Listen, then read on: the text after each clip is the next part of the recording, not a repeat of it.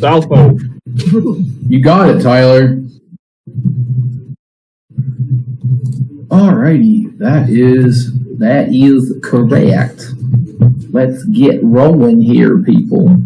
So, last time on Prosperity, you guys made your way to the town of Crest and met some interesting people. One of those. That's one way of putting it. It is certainly a way of putting it. One of those was a ship captain with a parrot that's trying to get him killed. One of them was a literal assassin that can disappear. And you met a semi-dressed woman who lost her daughter who asked you guys to help her out. And you guys went down into the sewers to try and find this child named Nuetta. And we left off with you guys finding a gate, and a gelatinous cube came out of it. And that is where we are going to pick things up.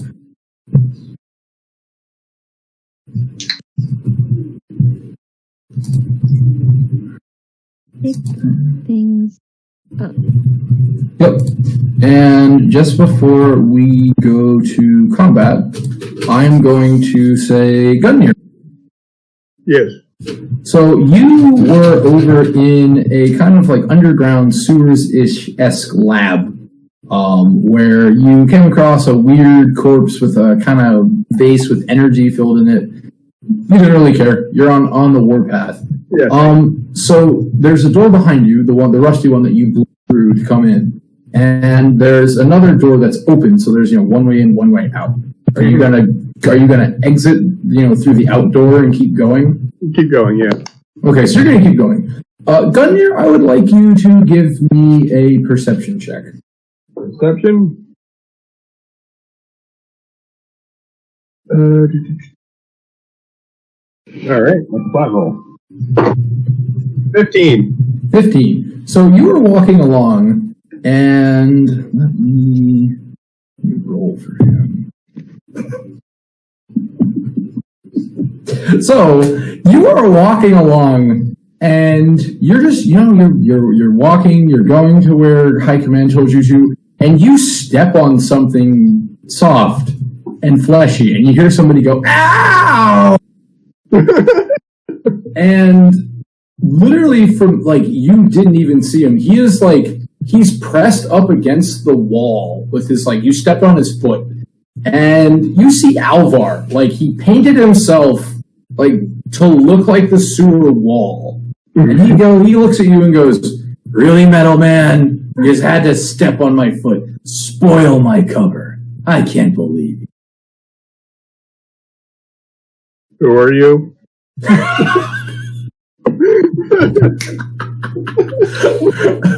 He's going to look at you and just go, "No, I think that's bingo. I think Alvar has now been personally insulted by every member of the party. Now all we need is to get the NPCs to insult him, and ooh, baby, we're going to win the lottery." Insult Alvar bingo. Pretty much. Or an insult Alvar punch card. I think of it as a bingo sheet. Bingo sheet. So he's going to look at you and go, "It's me, Quickshot. The Midnight Bow, the Slayer of Monsters. I'm down here solving the monster problem. What are you doing down here, Metal Man?" Searching for magical artifacts. And then you're just going to keep on going, ignoring him. He's gonna wait a minute, are you ignoring me? Are you ignoring Quickshot? Following you and just wagging his finger and just going, "I can't believe you. Back where I come from, my name carries significant weight." And as the two of you are walking, Gungnir, you notice a gelatinous cube. And Alvar is still wagging his finger, walking. What do you do?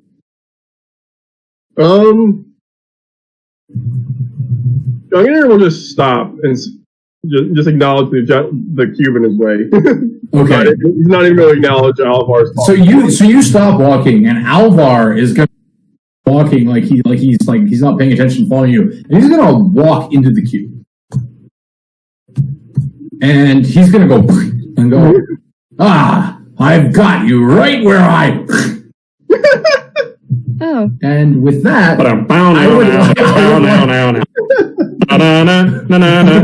I would like you all to roll me in.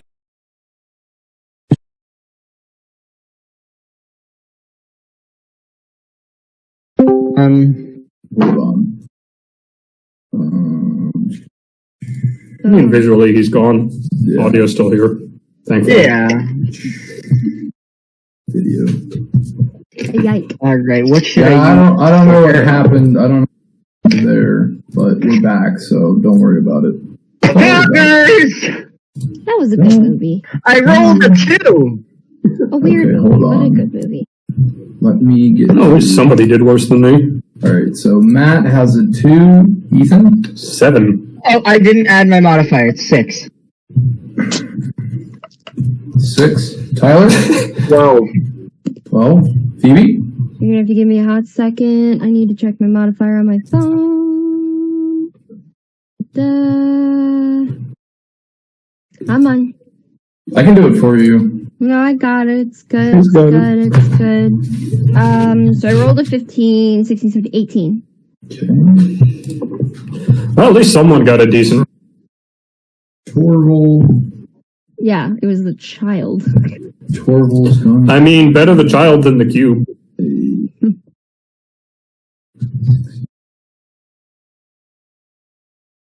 Roll for some cubes. Besides, this child is fucking lethal. Alright, I'm gonna be right back. I'm gonna put my dinner away. You're fine. I'm doing I am doing setup here.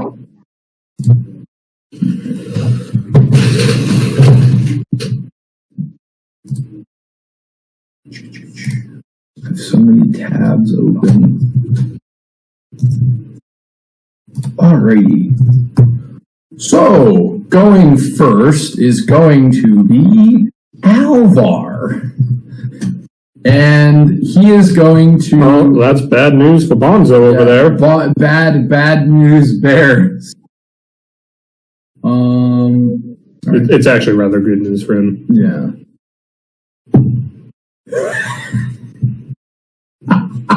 Is this like the one time you've gotten a one in like months? No, he's one off from getting out. I'm laughing because he needed a 12 and he got an 11. So something's gonna be quick. So Can't say it's gonna be painless. Gunnir, well, he's not here right now, but basically Gunnir's gonna see Alvar go. I could. Oh, okay. So you're there. So Tyler, Alvar went first. He tried to get out of the gelatinous cube. He failed by one. He was one off. And you just see him in the cube going. And he's like trying to reach for his bow, like, oh, you will feel the wrath of quick shot. All right. So then, going from there, it is now Lasley's turn. It's my turn. It is. So there is one gelatinous cube at the end of this hallway. Fuck that. On the other side, you see an idiot and a maybe somewhat scowling Gungnir. No, Gunnir, you're in a different part of the. You're in the different part of the sewer. You're not even near the. Add a vermin. Oh, I thought it was really Throw a rat at it. Shatter. Shatter. Yeah. Okay, on the cube. Yep. As opposed to what? On the party. What DC does it have to make for that? Con save. 14. Come on. 14. No. What? It did make it. It didn't or it did? It did not. Ooh. Ew. Ew. Ew. I'm sorry I killed you, Ethan. Ew. Alright, let me get 3d8 here. Ladies and gentlemen, Ethan is dead. Just there's a single enemy in front of you down there. I'm gonna cast this spell. Targeting the enemy. No! Nah, you know what? I think I'm gonna just target Harrow. Sure. Why? 7, 8, 9. Well, to be fair, if you were talking about Java, that would be a fair question. This is thunder damage. Does it do anything more than normal?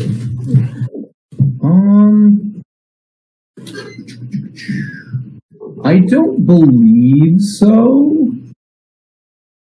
So I think it's just gonna take max damage on. It's just gonna take regular damage. Yeah, regular damage. There's no like more damage. Yeah, well, if it's vulnerable too. Yeah, 11. 11 thunder damage. 11 damage. Yes.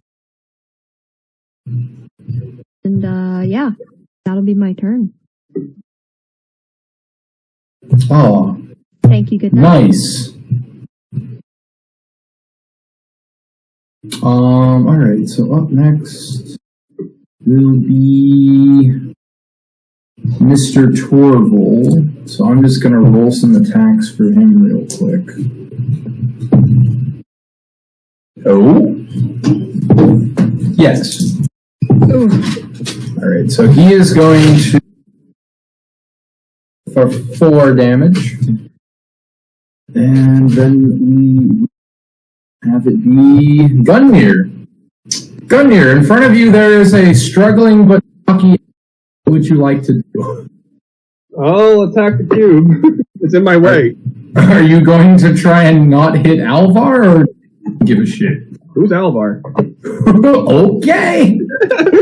I'm just trying to get this cube out of it. Gungnir just does not care about anything. He wants to get this cube out of his way. He wants to finish this mission so he gets back to wrecking robots. Fair enough. I'm assuming this hits. It's an 18 plus 8. Yes, that hits. Okay. Alright, and that would be with my maul, so 2d6 plus 6.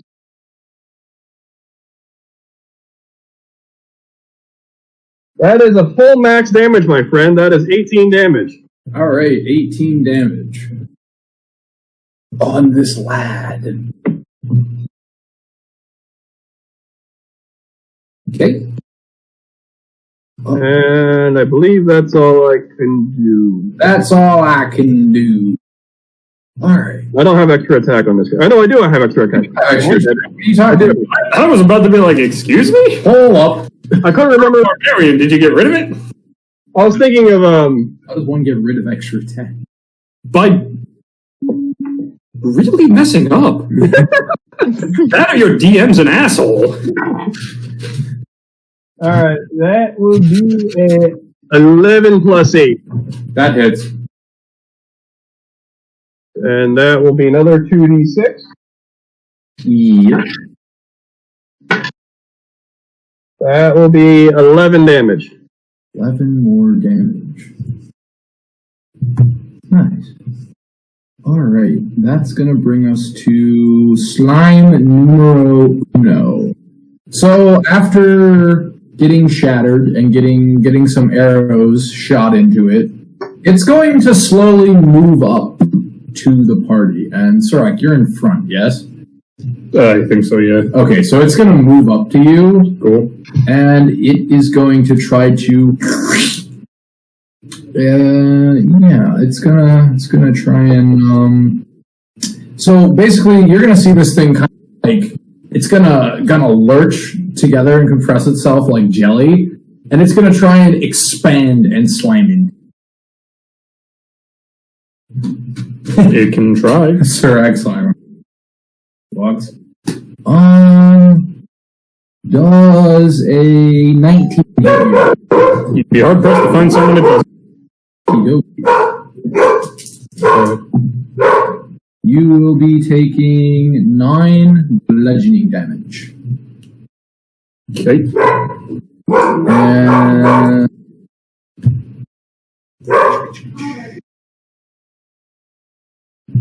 Alright, and then it is going to try to It's gonna try and get you. It's going to try to pseudopod, yep. Yep. It does do what a slime do. It do what it do. So, It do what it do. athletics or acrobatics? That's not even a question. Yeah. I did not, in fact, put together a dex build barbarians, and Hmm.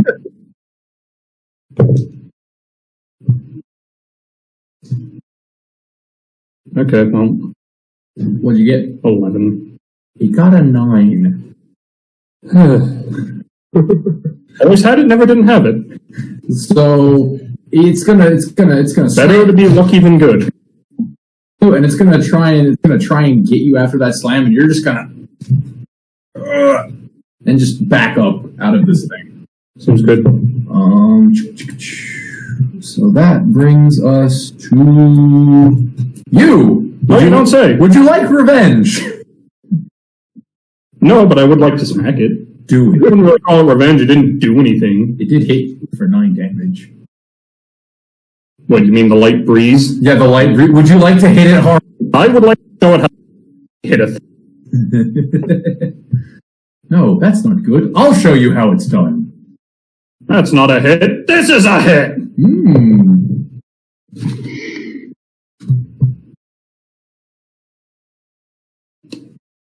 Forgot how hard to read some of my dice are.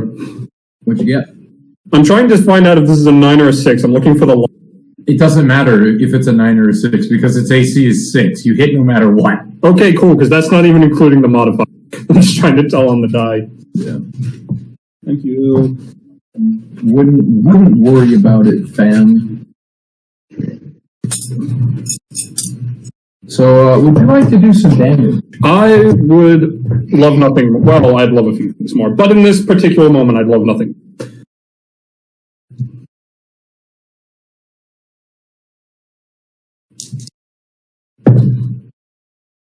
Okay, that's 11 points of damage. 11 points of damage. 11 points of damage. Coming at you. No, coming at it. Well, that's why I'm saying the slime is I'm editing the health value. Oh, I see. Would you like to hit it again? I would very much like to hit it again. 19. I think that hits. God, I hope so, because a 6 just hit. 1 less. It's a 10. 10. For me. All right. 1 die went on max, 1 die went on minimum.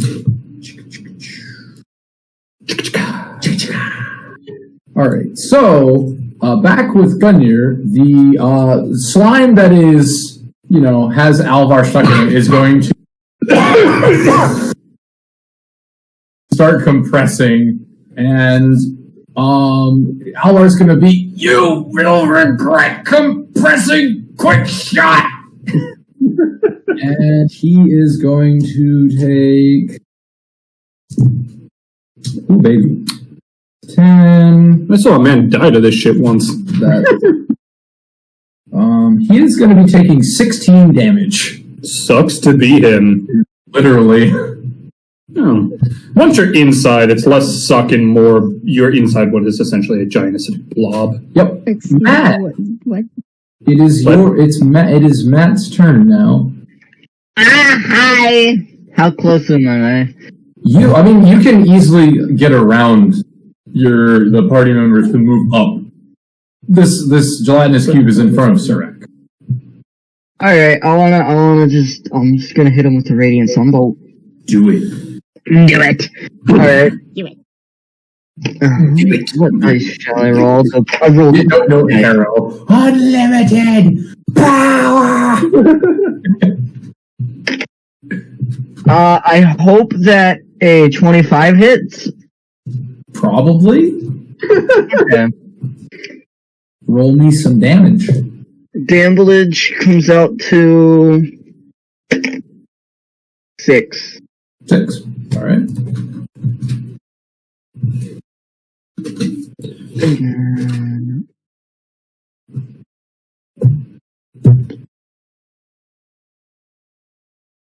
Yeah, I think that'll be it for now.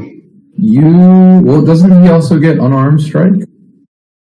Isn't it a gelatinous cube? You have to, if I remember correctly, you have to.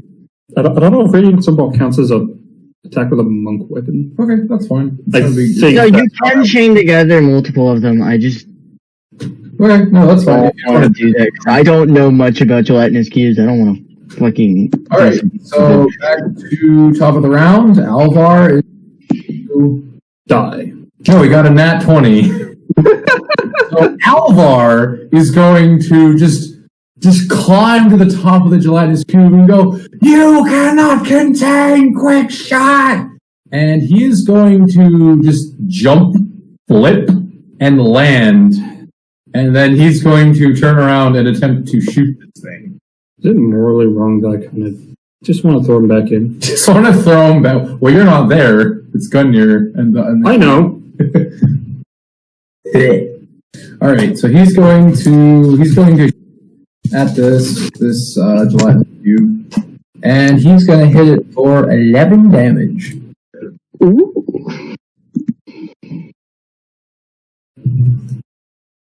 And he's gonna look himself and have a smirk. Peebles. What? It is your turn to wacky the cube of slime. What, me? Yes. Oh, shit, okay. Whack the cube. Whack the I cube. don't want to whack cube. I want to do something. Make the cube laugh. I don't think it has that biological function. I don't think gelatinous cubes can laugh. Make it cry? I mean, does it understand the language? I mean, even if it can't cry, you can still mock it. It's true. Also, strange as it is, As long as it can hear me, it doesn't matter. It yeah, doesn't need to understand me. It can't hear you. It's deafened. It cannot. Well, I guess I'm not using vicious mockery. Yeah, you can try and mock the slime, but it's got nerves of steel. It has no nerves at all. It hasn't hurt really anyone yet, right? It hurt Surak a little bit for damage. That's really about it. I've stubbed my toe worse than that. You took more damage from that roof falling on you. I think a roof would deal more damage than a lot of enemies can in one hit, and that's for the best. Yeah. Don't tell Ethan, but the boss coming up is half of a roof. Well, then you're fucked. I already have experience with that. I already took care of this. I've done this once. I'll do it again. That's right. Yeah, I'll fucking do it again. Does this roof have a health bar? It's about to not. I'm just gonna cast Shatter again. Okay. Yeah, shatter it. We'll do it 3rd level this time. Oh boy, you really want to kill this thing. It's the con save 14. Con save 14. What? No. Go ahead. Full damage. Oh. You really want to kill? Yeah! Yeah, we do. We're in active combat with it. Of course we want to kill the thing! Maybe if you talk give me 1 second. That's 4d8. Might not have to kill it. How bad is this cube rolling on its con saves? It has max cons. It's doing not great. It's not doing great. It's not doing great. It's not great. One more. I need one more d8. I remember that. More d8s. I remember when I looked them up before. They had +5 cons. I do remember that. Oh, baby. Yeah. This is 8, 9, 10, 11, 12, 13, 14 damage. 14 damage on the cube. Tasty. Not really. The damage, not the cube. I mean, if you try and taste it, I will describe it. That would be a great place for Quinn to get. It tastes sparkle. Is it revenge if he has to subject his own character to taste gelatinous? That's a fair point. Knowing full well you have no issue with it. Up next is the conspiracy theorist himself. It's going to be a no on the first attack. A yes on the second attack. He will be hitting this thing for 9 damage. 9 damage. 9 frickin' damage. It ain't looking so hot. Oh yeah, so what's our lore for conspiracy theorists being AFA? Oh, conspiracy theorist being FA. He's just mumbling to himself. He's like trying to put all the pieces together in his head. PTSD. It's just PTSD. He's just sitting there like, well, the crabs of all 5 times and the man with the parrot and all the slimes and the gating. What's it mean? What does it mean? He's basically he's just doing that constantly. Somebody showed him James Bond Burger, your sister. He's still trying to figure. What does it mean? I James Bond Burger, your sister. Tyler, it's your turn. God, that means stupid. And I love it. It's so dumb. All right, I'm gonna hit it. Cool. I just realized, should I even be rolling if this thing's AC is 6? I have a +9. It's really at this point it's whether or not you crit. Also, you could always roll the nat 1, which is usually an auto miss. You could roll the nat 1, but Well, I rolled for both hits just for the heck of it, and I rolled an 18 +9 and a 3 +9. So hits. Roll me some damage. All right. You still got there, kid. All right. So first one. Ow. No, Phoebe, you're supposed to hurt the slime, not your. That is 19 Listen, damage. I got my shot yesterday. This arm is particularly pouty. Yeah, that's fair. I had it up too long, and it just was like, no, I don't like you. Oh wait. No, it gets extra sore if you lift it up too high. 22. Add another 3 to that. I missed the roll. It can't handle like back here, up here. It was worse last night. Shut up! Oh yeah, it'll be like that for a few days. Alright, up next is slime numero uno. You're not Wait, sure if a slime can be mad, but it doesn't seem very happy. And it also doesn't seem like it's holding itself together very well. Why did you say slime numero uno? So slime, I'm doing this as slime number 1 is the fighting, and the one that Alvar and Gunyor are fighting is the second one. Oh, these are 2 different slimes. Okay. Yeah, that's why none of us have interacted with Gungnir or Alvar. Because they're in a different part of the sewer. I was confused because Tyler said, you see Gunyer on the other side. No, that was him making a mistake. Him, Alvar. I made the same. I saw that we were fighting the same slime, and he corrected me. To be perfectly honest, I also thought that until RJ corrected you. So this slime is going to try and it's going to try and move past you, Sirac. Going to try. All right. Would you like to wacky? Opportunity. Well, I might want to use a reaction to hit the thing. I may just. Well, there's my nat 1 for the night. Shit. All right. So I will say that you try and hit it. Boing. So it's gonna move. It's gonna move up to. Well, let's say it's gonna move up to you, Leslie. Oh no. And it's gonna shrink, and then it's gonna expand rapidly. And it is going to miss. Get fucked. It also got in that one. Oh. You're coming with me. So that's gonna be its turn, and then it's your turn now. Would you like to kill the slime? Sure as shit gonna try. Normally I'd sigh and say, damn it, just a 3, but we already know that hits. Yep. Damage is damage. Damage is damage. So that's that one's 7. I've also been 4 to 7, you hallucinating say? in my peripherals a lot How more. would you like to do this? I'd like to circle around to its side, baseball bat it in the direction it came from, and just splatter it across the floor that way. Fuck, that is... No slime everywhere in that direction. touching the child. No. All right, then it's just going to be Alvar, Tyler. So the slime is going to go. So slime number 2 is going to go. It's going to look at you, Gungnir. It's going to if a slime could look at you, it's going to look at you. It's going to Look at as if you turn and start going towards Alvar again. It's almost like you're not very interesting or tasty to it. Man flesh.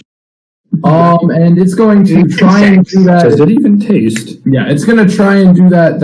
It's going to try and press itself to expand. Alvar is going to move to the side and say, "Miss me with that." And in response, he's going to try and attack it. Oh, I hate him. He actually just pulled "Miss Me with that gay shit."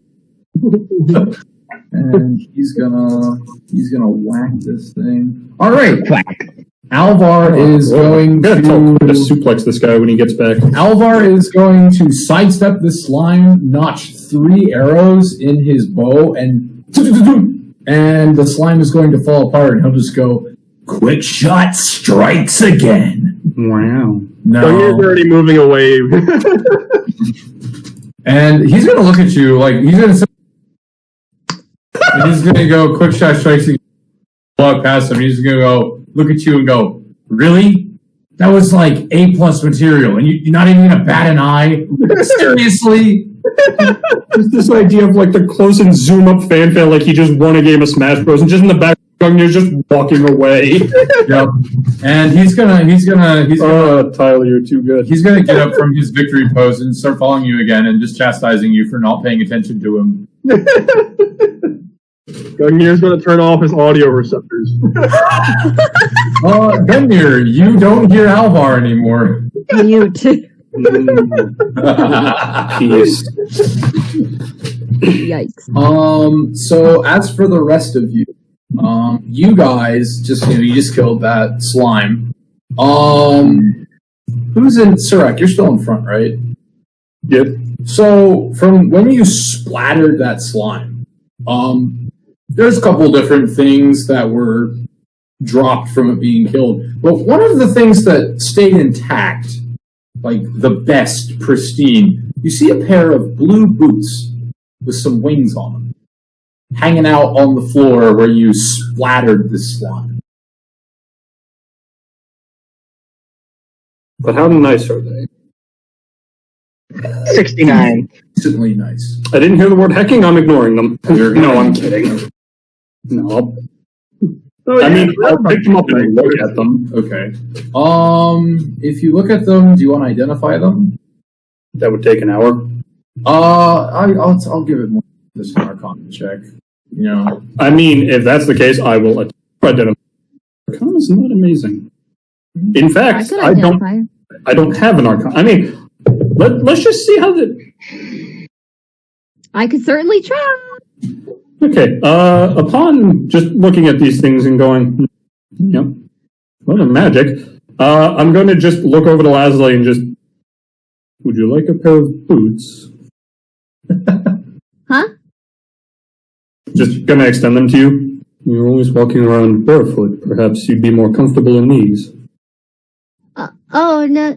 No, I'm good, thanks. I can never find shoes that are comfy for my weird claw feet. Well, I'm pretty sure the bird would tear right through them.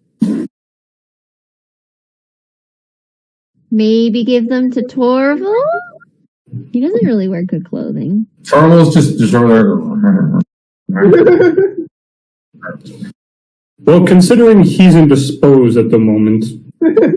Yeah, Torval, the boots. Put him in his bag. We'll tell him later when he... Well, while we're here, do you think you could use your knowledge of magic, mine is practically non-existent, to see if you can identify what these actually do? I assume they're special if they survived in that cube. I can certainly try. Roll me that Arcana. Me when I realize my Arcana is actually a +0.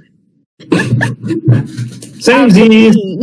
15. These Better than 4. are the boots of speed. Boots of speed. You said they're blue. They are. Da, da, da, da, da, da, da, da, da, da, da. Well, I don't know why I'd need. I could think of a few reasons why Torvald would, though. Well, I suppose we might as well. They're certainly not Just going put to him pick in his on bag. you. We'll tell him later. Oh, Or I'll you just- sneak him on his feet while he's not paying attention. Honestly, Just look over. if you I don't think that's going to be difficult. if you want to put them in his bag, I will no check needed. If you want to slip them on his feet, I will roll me a sleight of hand. I'm gonna do it. Oh, fuck it. Fuck it. Okay. Hold up. Let me pull up if I even have a fucking modifier for this. It says sleight of hand. Yep. Well, I rolled a 17, and I Okay. have a +3. So Yeah. So you come over and you take Torval's shoes and replace them. I'm going to go into Torval's sheet and I'm going to edit. I'm going to edit him. I'm not gonna tell. Are we gonna say anything to Quinn? No, he's just gonna go. He's just gonna be like, why speed on my character? Like, Yeah, just like Torvald doesn't notice Quinn one. he's gonna be like, why are these? Why am I attuned to these? Honestly, though, like I could see him pacing back and forth, and Lasley just with each step pulls off one shoe, another step pulls off the other, tries to step, puts on a boot, takes another step, puts on the other boot. I'm gonna add these. I'll be right back. I've just gotta go to the bathroom. Go. Okay.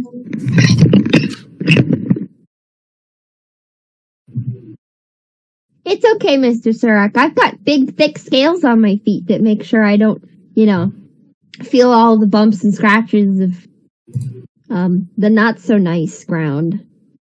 No. Like All when I right. step on glass. He's gonna have that the next time he plays. Well, good to know you're not, aching, I suppose. What do boots of speed do? Hold on. They make you go fast. Yeah, they got it. You They gotta, gotta go fast. gotta go I think fast. they double your speed for a round. When you wear these, there's a bonus action. Together, if you do, the boots double your walking speed. Any creature that makes an opportunity attack against you has disadvantage on that roll. If you click the heels together, you end the effect. I just This accidentally property made my gum taste has like been used a total of 10 minutes. Magic ceases to function until you take it all off. I'm like, if I take a sip of this while chewing the mint gum, it tastes like green tea. Alrighty. My So reaction exactly. with that all taken care of, party minus Gunyer, where would you all like to go? You can go back the way because you guys, turn a couple corners to get to this end, to get to this gate, or you can go back to the T junction and you can go to the left. Oh, is the gate still there? Yeah. Yes, We're still looking for a child, and we're Yeah. still looking So, for a trinket. just so you know, this gate is kind of like the Borderlands gates, like the triangle. It's like that. It kind of looks like that, where it's just a triangle, a stone triangle that opens up and causes a portal. We didn't find that pirate's trinket in that one, right? No. No, we haven't found the trinket or the kid. I'd say let's go back and check the other direction. Yeah, I'm with Phoebe on that one. Okay. Sounds good. So you guys are going to, backtrack, and you're going to It's just running through my system. go to the left, and you're going to keep walking, and eventually you're going to come to another T junction. You can go left or you can go right. And since Torval was the one, doing tracking and whatnot for you, I'll still say that he's like, while he is indisposed with his own thoughts, he is still pointing, and he's going to tell you that left is more monster. That's what we want. Harold will walk to the left. Okay, you guys will go Yeah, I'll left. go left. Come here. With you walking, you come to a T junction. And Alvar, he's going off, but you can't hear. And you can either go right or go left. Your sensors are telling you that the energy source is to the left. Then I'll go left. Go left. Alvar will follow you. So, almost at the same time, obviously you guys can't see. But who's taking up the front? Right? I'll say Torval because he's leading, so he's doing watch tracking. Makes sense. So he's walking forward, and you see him just smack into almost what's like before, like a pane of invisible glass. He hits it and goes, not again. And there's another one of these weird and Gungnir, you're walking up, and your sensors detect it. Alvar is still walking. Do you do anything? No. Yes. Okay. Alvar is going to keep walking, and he is going to walk straight into the invisible wall, and he's going to back up and be like, oh my god, it's like the one guy just Not even worried about it. Not even worried about it. And he's going to sit there and just be like, I think there's some kind of invisible wall in the way. Let me use my supreme intelligence to figure out how to remove it. Don't mind, middleman. I'll take care of it. And by the way, you hear none. I was going to say, Gungnir hears none of this. Gungnir just sees lip flaps at this point. Yeah, and you see Alvar just take out 2 daggers, scream, and just... Gungnir, are you like Hal 9000? Are you going to learn how to read lips? Gungnir's not even looking at him. He's just... Gungnir might already know how to read lips.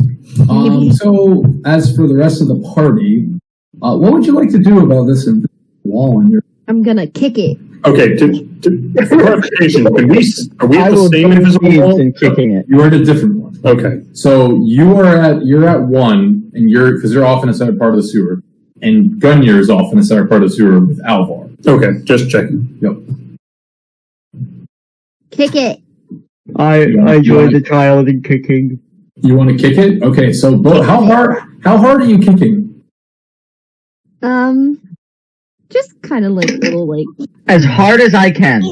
Okay. Lazuli, you kick it a little bit, and you're like, fucking Harrow just kicks it full force. Harrow, Lazuli just... You take 4 damage. Woo! Yeah, baby! Lazuli light kick like she's kicking a pebble just from the back. Harrow Mine. Harrow tries to do like a full roundhouse kick on this thing. It's like that one episode of DBZA where Vegeta, you hear him in the distance. Mine.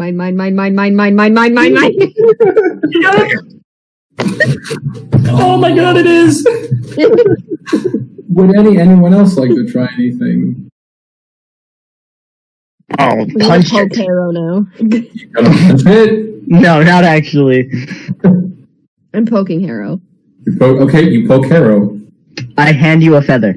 Gungnir wants to try to analyze it. Treasure it. It's worth a lot. Okay. But it's not a passport. Give me an Arcana check. Everyone's gonna ignore me trying to eat it. I thought you were picking your teeth. No. I'm just gonna look down and Sorek's just going to very exasperately just say, stop that. That's a 14. 14. Did it taste good? Should I season myself? Gungnir, you're watching Alvar just jam daggers at this wall, getting nowhere. And you scan it, and your scanner's basically that it seems as though that this wall has a weakness in the middle. Like dead center. Gungnir's going to take his plus 1 maul and smack it as hard as he can in the center of the... Okay. So, you take the hammer, and you pong, and all the way on the other side of where you guys are, you hear some loud sound reverberate through the entire sewers. I was actually just about to try something. I'd like to Gungnir, test the acoustics of this area. Gungnir, would you like to hit it again? Sure. Hey, you all hear the sound again. Gungnir, you notice some cracks are starting to show in this thing. Gungnir just braces himself and winds up again. Goes for So, Hail Mary. you hit the wall for a final time. Alvar's sitting, hitting it and going, "It's working! It's working!" And you're gonna break the wall. And he's helping. he's gonna, think he slashes through and goes, "Yeah, that was all me." Gungnir just casually, like he's gonna have like the ball be forward, just slightly passive aggressive, like it's like he's not meant, like it was an accident. He's gonna bring the ball back as hard as he can, smack Alvar with it, and put it in the keep it. Oh god! Give me an attack roll.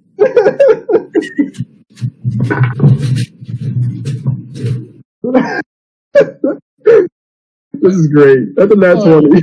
Oh my All right.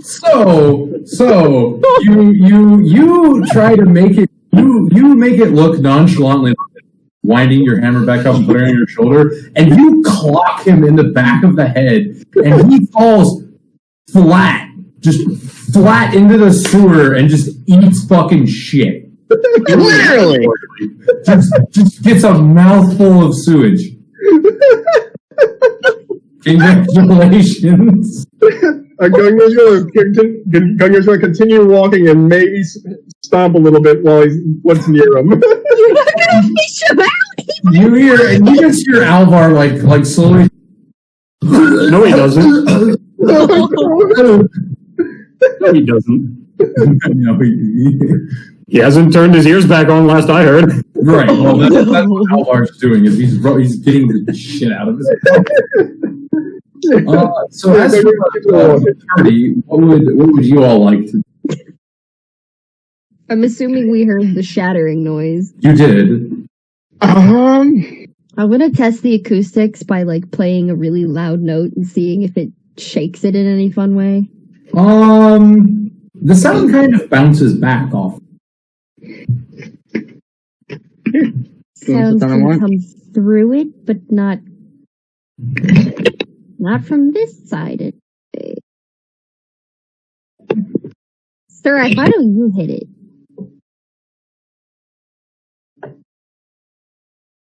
Do that thing where, like, when adults are looking for things in the walls and they tap it to find. Do that. Like a Sirac the stud finder.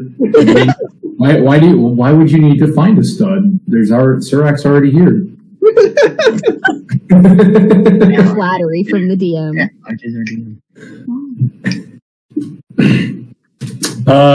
Yeah, I'll do that. Okay, so just kind of knocking, looking for hollow points. You're gonna tap around, and eventually you're gonna.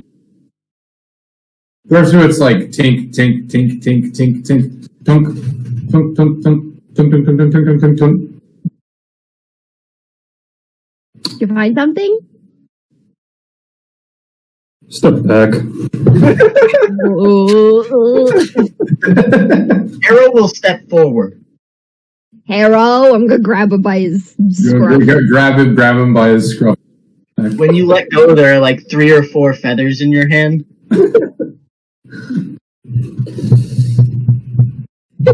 Why are you trying to I'd say something, but I'm not seeing it. I'm hungry. All right, I'll just hit the wall then. Once she pulls Harrow back, pull back. You take your What do you have? You have the mace. Right? I have a mace. My main weapon's a two-handed hammer. So you take your maul and your muscles just bam, and you guys see cracks in this thing immediately. Sirac, you want to hit it again? Yes. So wasting no time, even using the recoil from the first hit, Sirac spins with the recoil and just and this thing's out and shatters.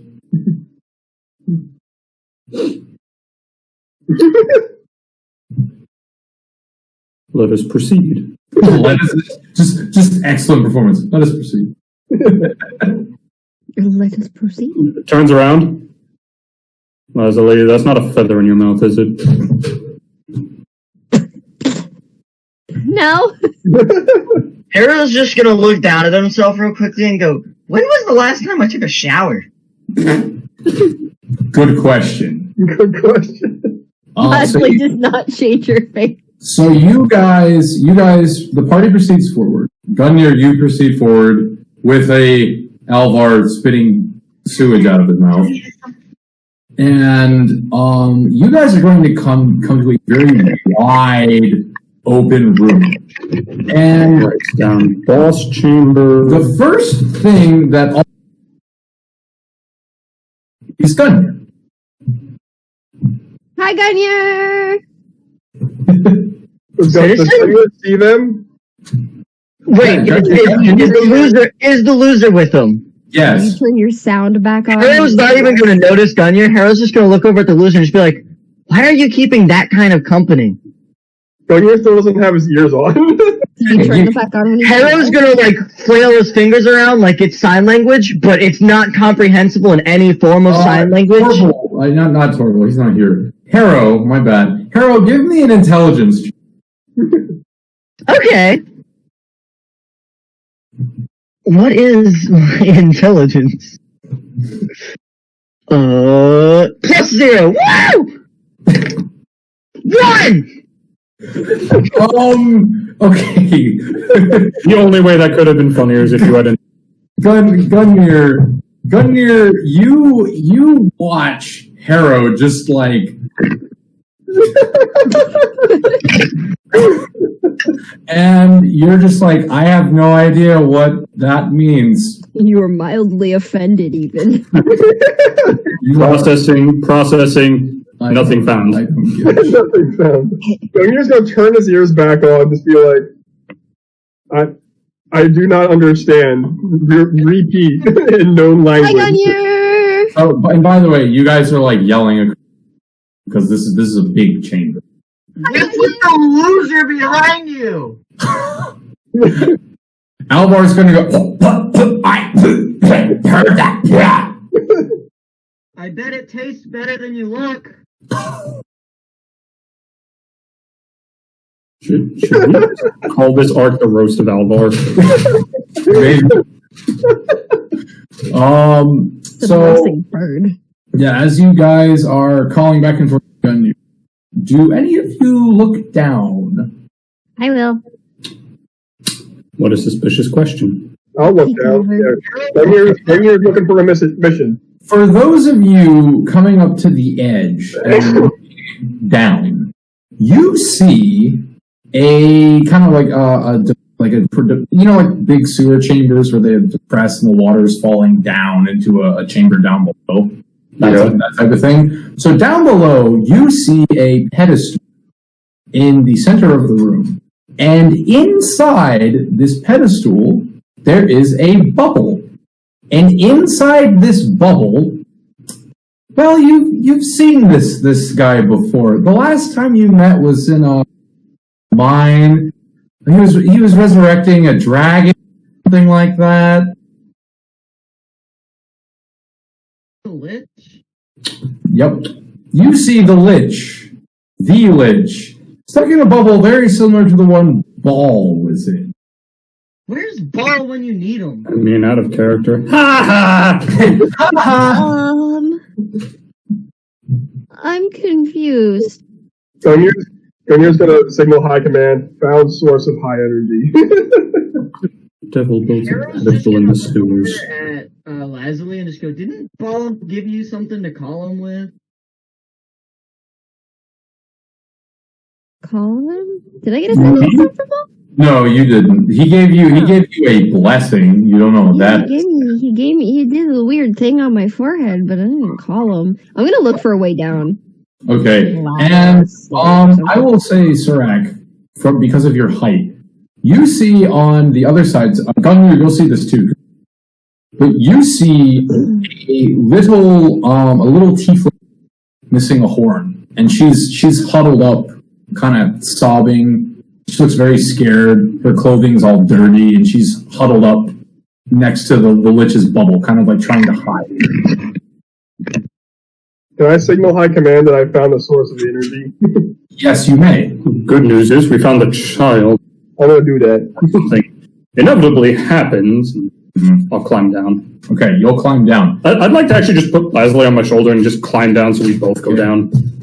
As you're climbing down, you will hear the little girl kind of shriek a little bit, and then you'll hear her quickly cover her mouth, and she'll look out from behind the pedestal, and she'll see you, and her eyes will go wide, not with fear, but kind of, hope.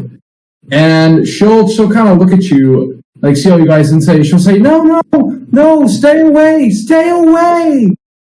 Why stay away? You say, why stay away? And from the ceiling, you hear a low, guttural, chirping growl, followed by a mouth, just like you can't really see in the darkness, two glowing eyes, and like a mouth opening with some light source coming out of it, followed by kind of like a head of a lion as well, and it's slowly coming down, and you see dragon wings, dragon tail, ram's head. I'm playing the wrong character. There is a chimera perched on the ceiling, and it sees all of you. Surak, throw me down. Trust me. We actually already stepped down. Yeah. Oh, we did? Okay, sorry. Yeah, you had your headphones off, but I put you on my shoulder and just climbed down. So I want to run up to the little girl. Well, before that happens, I would like you all to be appreciative. Do I get a response from high command? By the way. Yes. High command will respond with further investigation required. Okay. 13. Ethan, you got 6. 6. Tyler, you got what? 13. 13. 13. Phoebe. 19. 19. What are you rolling? Initiative. Oh. 23. 23. All right. Let me roll for. We finally found a chimera with my twitchy boy when I need him. Torval. Let me roll for the chimera. Right. Where is the tweet? I don't know. Probably being insulted by his sister or something. Fucking no. The twitchy boy. We left home again. It's a distinct possibility that he's out hunting again. Chewing on a pine cone while nobody's looking.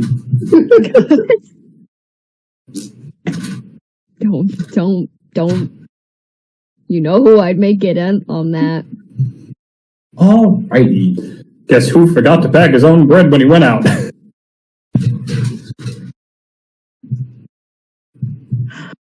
Alright, so Matt, you are going first. Who?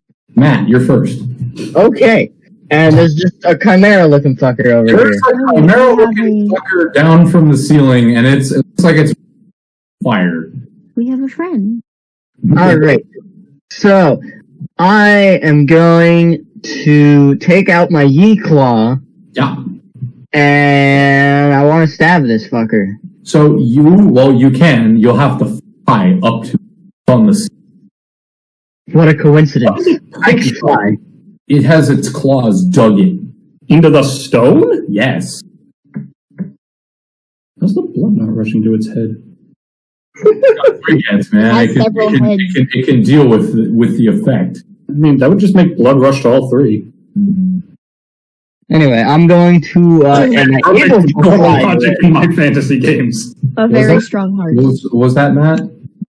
It's close enough that I can reach it through flying, right? Yep. You can fly up there. Alright. Yeah, I'm gonna fly up and stab it, and then use a key point to flurry of blows along with that. Okay, give me some attack rolls then. Alright. +7. No, wait, +8 And then Matt, who is your friend? this is Jules, my sibling. They wanted to watch some D&D and see how it went because they wanted to play D&D. Hi, Jules. Hello. What'd you get? Hi. I started with 1! We started with a nat I 1? tried a nat 1. I tried to stab and I just missed. So you're gonna fly up there and you're gonna be like, "Oh, I'm gonna get you," and you're stab way too early and spin and go and hit the ceiling. And just And then my key point to flurry of blows. Hero, are you still drunk? No, I don't think so. You can't see it, but Leslie's squinting at you. Okay, that didn't actually land. what? Well, I punched the ceiling. Another nat 1. So You Matt are going in Dicedale. Matt hits the ceiling and then he's like, "All right, I'm gonna get," and he tries to punch and he just spins in a circle. Oh my god, Matt. Harold was a little disoriented from hitting the ceiling. You're drunk. Leslie is convinced you're drunk. Meanwhile, Harrow is completely sober. So up next will be he's drunk, but he's not. Lazuli. It is your go. I'm going to move up to... What was the little girl's name? Her name is Weta. Muetta? Yeah, I'm gonna move up to Muetta. How far away is she from us? Was she like right So next if to us? you're hopping down from Surak, I'll say you can get to her with about 20 minutes. Okay. I can still move away a little bit with it. Yes, I have 30. So I'm gonna move her away from the bubble because I don't like her being that close to the lich. Okay. It's fair. If I just there. So you're gonna walk up to her and you're gonna grab her. Like, do you like just grab her by the hand? I'm gonna take her by the hand and say, "Come with me. I'll make it safe." And she's gonna look at you like just panic-eyed and say, "No, it's safe. Right here is safe." No, I'll make it more safe. No, you can't make it more safe. The three-headed beast will eat me. No, it won't. See, watch. I've got a special trick up my sleeve. I want to cast Lehman's Tiny Hut. Please let me. Lehman's Tiny Hut. All right. No, you don't have to say please, I think. Well, I gotta. Apparently, she doesn't want to come with me. So you cast Lehman's Tiny Hut. And, How old is she? Younger than me? Luetta is 2 years younger than. Okay, she should trust me just out of She's also panicked. general children trust. So you're gonna cast Lehman's Tiny Hut. I'm gonna move her back a little bit and cast this tiny hut. When the hut is cast, space and time glitches a little bit, and you see another small child-looking elf. No! Keep her away from children. Oh God, no! What? That rift in space time happens, and you just hear wow, wow, wow, wow. No, I don't like that. No, not this. No, this is not the nut hut. This is the wholesome hut. Yeah, that's The wholesome hut. This is the wholesome hut. I think you want that tiny hut.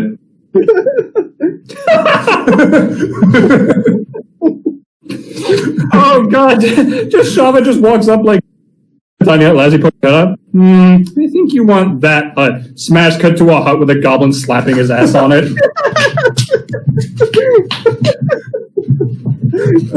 And I'm just gonna camp in here with her and try and keep her calm. Okay. Would you? I'll let you. Do you want to talk to her at all? I'll allow you to spend your one more action if you want to talk to her. Okay, I mean, because I plan on staying in here unless people need me to come out, in which case it would drop. But Exactly. yeah, I'll be like, see, it's safe in here. Nothing but us can be in here right now. And she'll just kind of. Not She'll even just a kinda- secret password can get anyone. She'll just kind of look around. She'll look at you. Her eyes will go as wide as saucers, and she will blink twice and scream, "I'm claustrophobic!" I'm sorry! Just close your eyes. Pretend you're in a big field. It's not that small. It's 10 feet. That's a lot. Yeah. Especially to 2 small children. It's 10-foot radius with 2 small children in here. We're not crazy. And she's gonna start hyperventilating. So breathe slower. What You're you gonna lose your pass name out. tag? I'm sorry, I have to make SpongeBob jokes. It's a compulsion. Yep. We'll be out of here soon. You just need to stay in here until it's safe, okay? So with that, it is now the Chimera's turn. No, it skips its turn because it's busy watching Harrow perform a slapstick routine. Yeah, it laughs. It laughs so hard it falls off the ceiling. It dies from cracking all of its head. Combat over. Flawless. So the Chimera is going to look in front of itself. All 3 heads are going to turn to the bird that failed. And Harrow, you're going to see the lion head just. Chicken nuggets. It is going to try to just get in there with the lion head and at you. All right. Okay. So let's see. Does a 25 hit you? Yes. No. Yes, it does. The only person that doesn't hit is Reggie, and that's only for 1 turn. No. Carol, you will be taking 8 points of piercing damage from this bite. Oh yeah. Oh yeah. Well, I want it to eat my feathers. Okay. So you're gonna try and back get some feathers. Still gonna nick you. Harrow is just still disappointed. Harrow just looks down at himself and just goes, "I got outmonked by myself." Congratulations, you monked yourself. And then the dragon head. Well, the lion head is fixated on Harrow. The dragon head will look at all of you that are down there, not minusing the tiny hut because I was like, what do you mean? It's like a bright pink hut. Yeah. I mean, we're far enough away that it can only fire one of us. Yeah. If nothing else. Yeah, the dragon head is going to look at you, sir, and it is going to shoot a fireball at you. Oh boy. I would like you to make me a dexterity saving throw. Like an actual fireball? It's not like a fireball. It's fire breath. I was about to say, I think he's just flavoring what's normally the cone of fire. Alright, well, I have advantage, so let's see if I just roll like a 2 and a 5. Let's see here. It's better than a 5. It's not great. 13. Right, unfortunately that does not make it. Well, you don't make it. Ah, shit, you're right. The DM dies. Nice. Well, it's a great campaign, everyone. All right, you will be taking. Infestation, then. Wait, what? You will be taking 19 points of fire damage. Are you sure it's not cold damage? It's fire. And as for the final attack here, the goat head. Just patting out fire. Yeah, the goat head is. The goat head's gonna what? The goat head, the final head, is going to look at dead on look at Torval. Torval's going to dead on look at the goat head, and the goat head's going to. And Torval's going to go. Amazing. Yep. And it is now going to, I believe, it is Alvar's turn. So Alvar, finally getting all of the sewage out of his mouth, is going to... What are you talking about? Everything that comes out of his mouth is sewage. So he's going to be on the top rung, and he's going on the upper, up above, and he's going to go, finally! Something I can handle. And he's going to attempt to jump down and do kind of like an acrobatic landing. Alvar eats more shit. Don't get. That's his own damn fault this time. And Alvar is going to be taking. He'll take 1 point of damage. Surak's just gonna like glance over at him and just think to himself, "Why are you even here?" And he's going to like weakly get up, draw his bow, and What do you now? One? he nat 20. Oh, he's finally gonna do something. All right, so he is going to shoot the Chimera. He's gonna do his signature triple notch and just, and he's gonna be hitting this thing for 23 damage.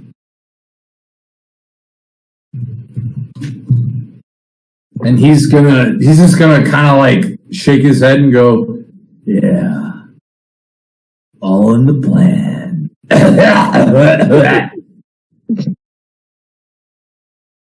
And What a terrible plan. Torval is going to see Alvar. Oh, hey, Alvar. And he's going to attempt to shoot the Chimera. Oh, hell. First one's going to be a miss. Second one is a hit. All right, Torval is going to shoot the Chimera for 20 damage. Is he doing the whole nick his finger thing as usual? No, I'm just having him shoot regularly. I'm not having him do that. Just okay. Just to make it easy, so I don't take health away from him. Oh, you got your wet. Why are you? Fair enough. That will bring us to Toiler. Oh, me? Yes, you. Can I So, hit it? I can't hit Gungnir, it. Can I see it from here? yes, Gungnir, you're still up on the second level. The rafters, and you just watched Alvar like jump down, do a flip, and eat shit. So what would you like to do, Gungnir? So I can still, like, I don't have to go down in order to attack it, right? No, it's on the ceiling. No, yes, it is. Gungnir, if you wanted to, I would allow you to jump to just Just jump and just grab the damn thing. Oh yeah. Can I do a Dragon's Dogma? You'll get that Jump? once and I will. Give me a. Let's see. So I want you load, damn you. I want you to give me a regular strength check to see if you can make the jump. I can do that. Okay. Gungnir just putting on some Air Jordans. You ever seen a Chimera dunk? That is a 17 plus 5, 22. So you guys are sitting. You're getting ready. You're fighting. Combat's happening, and you see Gungnir just. And you hear his servos, like the springs in his legs, just echo throughout the chamber as he jumps. And with that strength check, I'm just gonna let you just. You're gonna grab the goat head. You're literally gonna grab the bull by the horns. So you're on this. I will give you one more action. All right. Well, as a bonus action, I'm gonna rage. All right. So Gungnir, you're gonna rage. How much damage is this thing taking off this rage? It takes 1d6, 2d6. What does it take? I forget actually. Hold on, I gotta check. It's been a while since I Gungnir.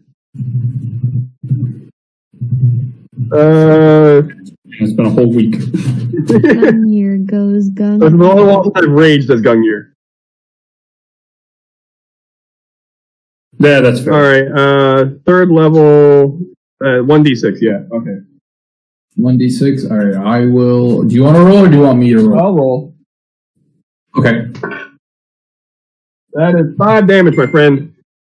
All right. 5 damage to this goat. All right. Can I hit it? All right. So it will take the 5 damage, and then you may hit it if you so desire. I want to hit it. Gungnir wants to smash. Let me smash.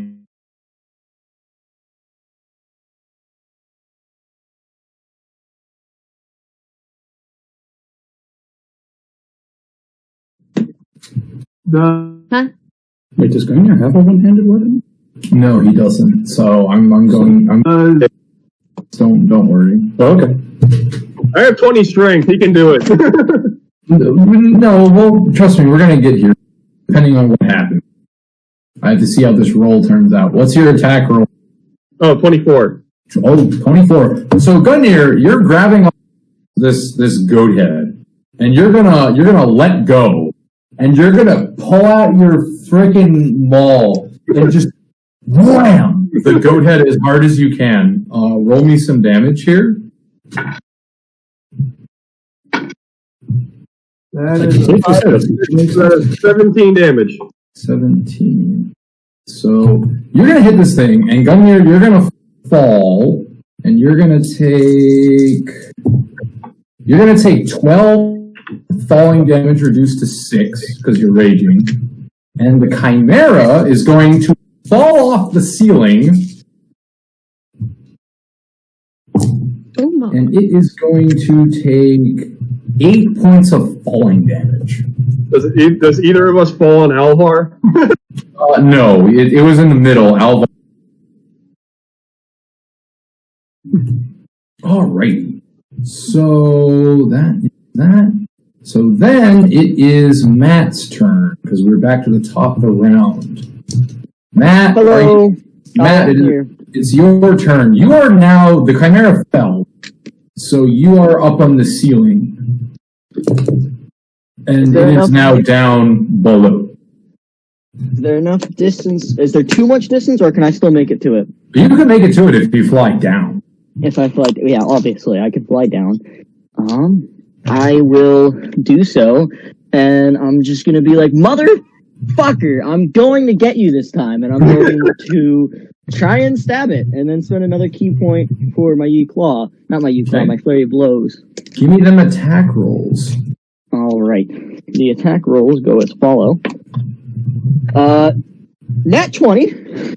All right. That's nice. So you hear Harrow scream, "Fucker, I'm gonna get you," and just down like a bullet, just freaking Yi Claw extended. And you're gonna basically go right between the eyes on the lion. Bet. Alright, and then what? That's just double damage, right? It's gonna be, you're gonna roll your damage dice and then double.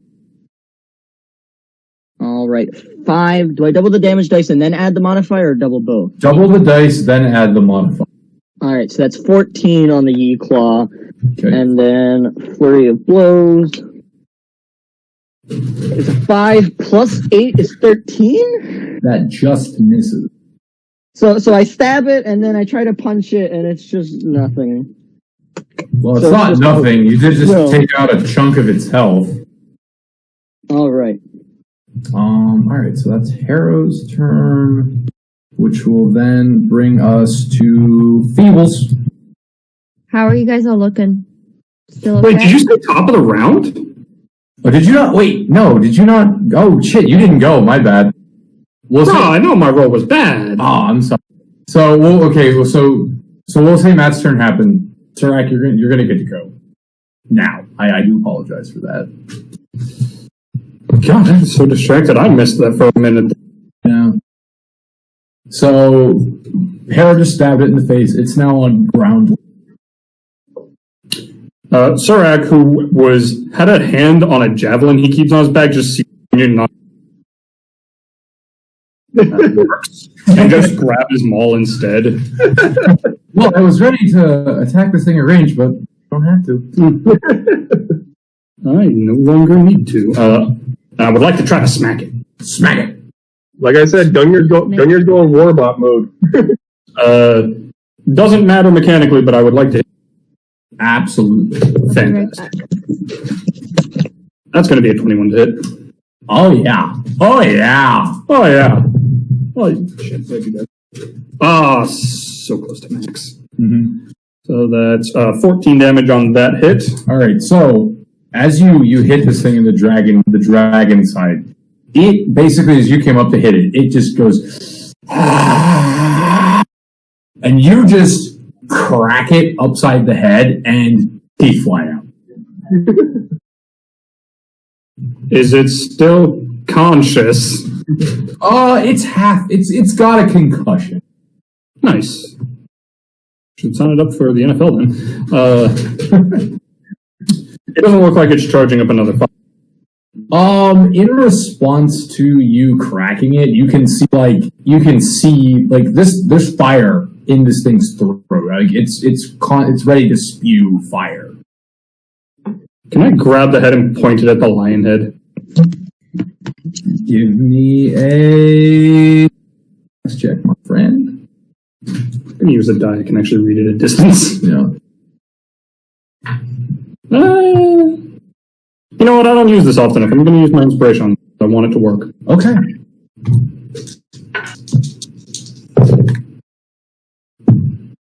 $17. That one. So good, because the other die was a...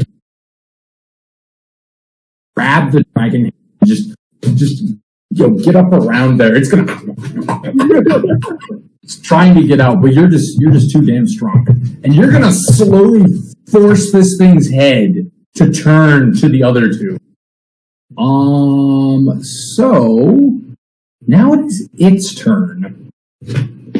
And I will say the dragon head is you're gonna start feeling heat. I'm gonna have you take you're gonna take 4 fire damage from the heat.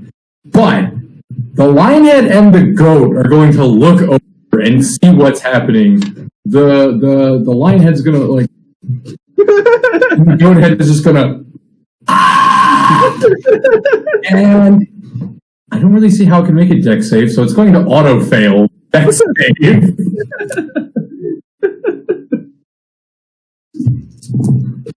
All right, Chimera, how do you want to do this?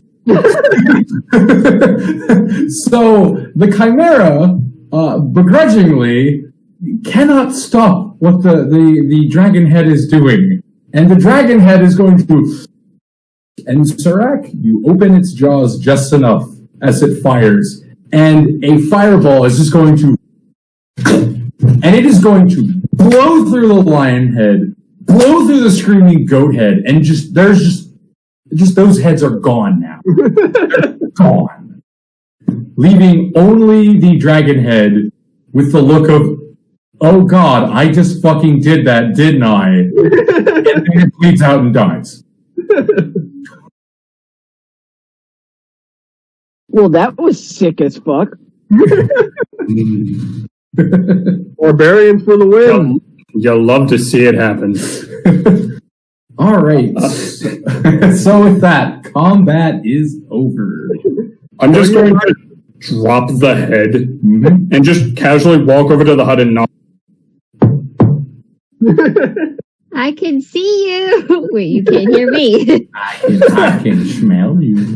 Right as your fist taps on the first one, I'm gonna flavor pop it. It pops like a bubble. Just kind of goes like it was super light to begin with. Yeah. Stark's gonna look at his hand for a second, like, wait, what did she do? Yeah, he's confused. And Moeda's going to of the Chimera and go, it's gone, it's dead. Deep breaths, deep breaths. Like we Perhaps said, we like should we get went the- through. Perhaps you should get some fresh air now. And she's gonna look at you and just blink twice. And I can't leave my friend. You didn't do what I do, did you? I was gonna say, we already have one Lazuli. We don't need another. What is with? I'm not saying this in character, but Sarek's thinking just, what is with small children and making friends with demonstrably evil entities? Hey, I I've was said I'm just as thinking it. cautious around ball. He's thinking in the one thing. beginning. I'm thinking it. I'm not saying it because I know Lazuli really. Okay. Yeah. But Sarek's thinking it because he's like, this is a pattern and that bothers me. So If it was just Lazuli, that'd be fine. she's going to just kind of Leslie, do you let go of her hand or do you still hold? I'm gonna still hold on to her and be like, You know, walk with her. Aren't friends. Yeah, I'll walk with her. And she's gonna walk and say, no, Fred is nice. He kept me safe. I like him. That creature demolished an entire city. Leslie's gonna look shocked at first, and then break into a smile, and then start laughing her ass off and go, "His name is Fred." What's so funny about that? That's his. He's killed so many people. And then resurrected them. Gunyer hears this, looks at Lazuli, and just in his mind, just processes the number of confirmed kills Ball has. Ball doesn't count. Gunyer, you're going to be calculating. At least name isn't Fred. You're going to be calculating 5 minutes. So Muetta's going to. Sounds better. Muetta's going to go up to the podium with a bubble on it with the liches, and the lich is going to look at you with empty eyes, and just all you hear is.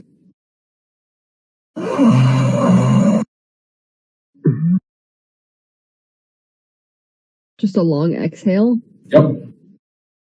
Hey, Fred. Why are you in a bubble?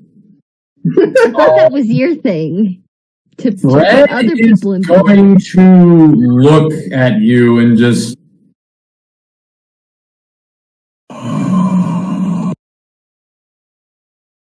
Okay, that's not a language I can understand. You're gonna have to use a different one. He is going to, you see his bony hand just slowly wiggle, just like old person shake. And he's going to, reach into his mouth, and he's going to slowly pull out a book. Very tattered, very old, stained. And he's going to push it against the bubble until eventually his hand just barely breaks through the bubble, holding the book outside, and he's going to drop it. And then his hand will recede back.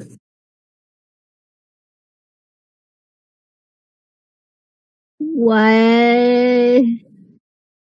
So you pick up this book, and you see it, and you're like, wait a minute. This seems mildly familiar. Lastly, give me a history check. Okay, give me a second.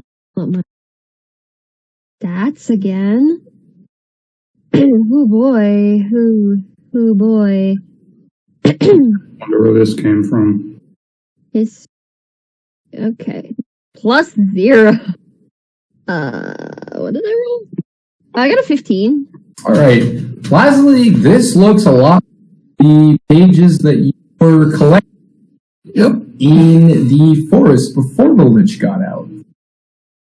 Almost as though those pages had been transferred to this book. Okay, well, first of all, I'm not opening this. Second of all, why did you just give this to me? So, Fred is going to look at you and just...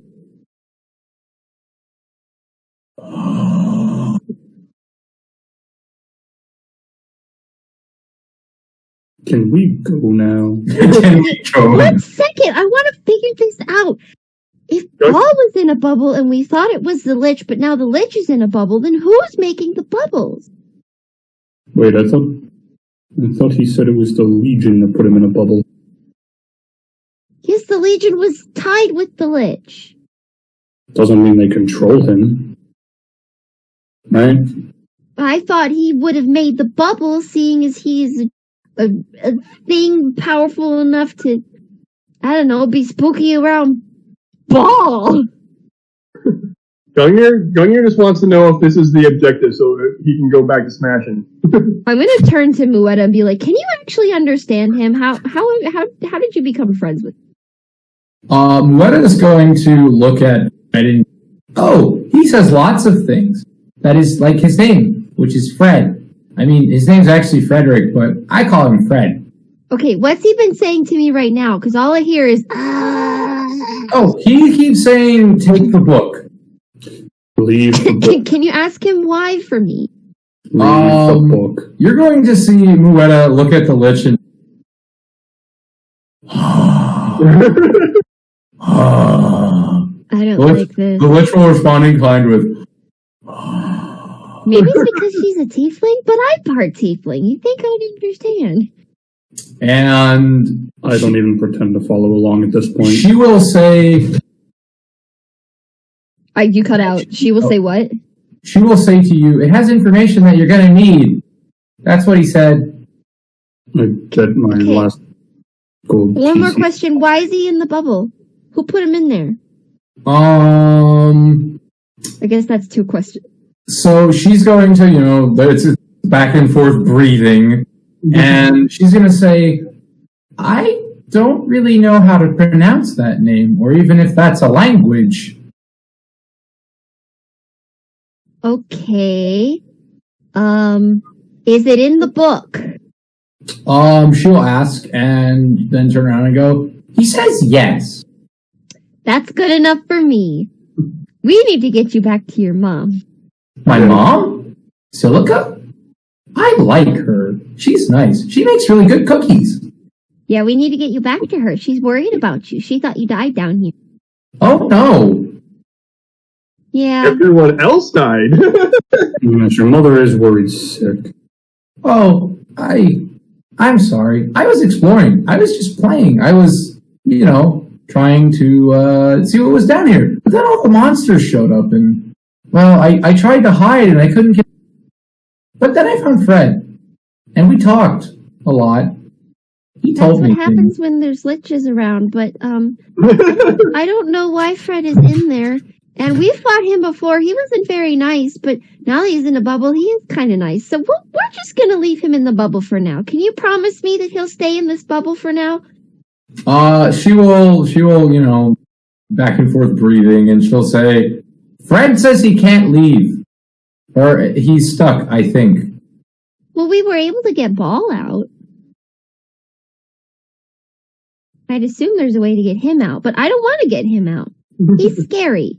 He tried to kill us. I was covered in blood the last time we fought him. Like drenched. Like head to toe. It was awful. It was the worst thing ever. Smelled terrible. So what would you all like to do at this point? Gungnir just wants to know if this is his objective. He's going to scan the bubble, scan the lich, send it all to scan the book, send it all to high command. You will do that, and high command will say, objective partially complete, investigate other power source. Other power source? That's what they will say to you. Okay, buddy. Gungnir's going to ask... Never satisfied. They're never satisfied. Gungnir's going to ask for the location of the next power source. You will ask that, and will say, unknown interference with scanners. Gungnir's going to turn to the little girl on the lich and ask the lich if there's any other great sources of power within the tunnels or in the sewers. The lich will point to the book that Leslie is holding. Don't open it. But we Don't can take it from me, Gungnir. We know what happens when they look at the pages. Imagine a whole book. Gungnir's not affected by it. But Gungnir can't read it. I'm trying to remember what language was It it was again? Torval who could read it. Yeah, it's horrible. I can read it. Torval can read it. And as this is going on, since you're near the Chimera, as you're kind of like person just kind of investigating it, you see fuck. in the dragon's mouth, wrapped around its like back tooth, is like a aluminum foil tiny shoe on a necklace. You're not quite sure what the fuck.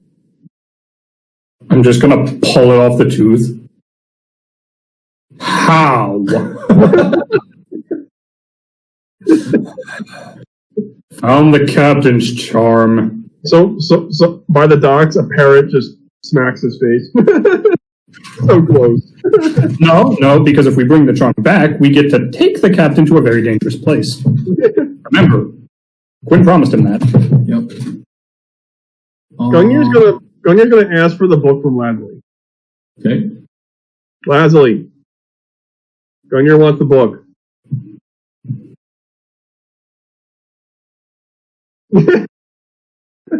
Gungnir's gonna begrudgingly give you the book. all right. Gungnir's Careful with that. Gungnir's gonna open Remember, it. don't forget you. Gungnir, you open the book. I would like you to give me a Constitution save, an Intelligence save, and a Wisdom save. All of them. Why? Why did you open it, you big dumb robot? All right. A con save, a wisdom, and an intelligence. Mm-hmm. All right. Well, the intelligence is a nat 20. All right. The wisdom is an 18. Okay. And the cons is a 19 plus 7. All right. So you see Gungnir open this book, and you watch as his physical form just gets blasted into 3 pieces. And he just, as the in different states of solidness, one's clear, one's translucent, one's opaque, as they slowly come back together to reform Gungnir. Gungnir, you feel like you are getting sent all over the place. Part of you is being shipped halfway across the world. The other part of you is being sent to the ethereal plane. Another part is being sent to the 9 hells. But you managed to put yourself together and resist whatever the hell this is. And pull yourself together, man. You are going to be taking... Gungnir almost died. That is... Don't open. 5, 10, 15, 20, 24, 28, 30 points of damage, half to 15. All right. After you're done, I'm gonna scoot up and snap the book closed and take it away from you. No! You are bad robot! You're too small. Gungnir's going to hold this up and start reading it. Gungnir, you can't really decipher much from this book because you can't read it. But you see images and pictures of those. You see those arches, the ones that you've seen before, the portal arches. Gungnir didn't see them. No, you've seen one. Oh, I have? The cube came out of one. Yeah, no, not that cube, right? But you've seen one before, all the way back at the end. Oh, the cube that didn't come out of one? Mm-mm. Oh. That was a round. He saw the one where the giant arm came out, the lich came out of. Oh, yeah. He's seen that one. So you see pictures of the giant arches, you see kind of poorly drawn cultists worshipping these portals. You see on one page what kind of looks like a baby with a third eye on its head. You're not quite sure. It's kind of weird. And that's pretty much all you get from this. It's mostly just the pictures. All right, Gungnir's going to relay the pictures and the words to High Command. Hopefully they can decipher it, maybe. Okay. Do you close the book? I'm not sure what it'll do if... I think I'd like to. You're going to walk up and close the book? Well, he's busy scanning. I'm tall enough. Just walk over and... I was going to say if I don't know if what would happen if Torval tried to read it while I held it. Mm-hmm. All right, if you're going to close the book, I'll close. Okay, it's fine. So Surak comes over and Surak, would you like to take the book? Yes. Okay. He doesn't need it anymore. So no, I'm not prying. I'm just going to just... Yep.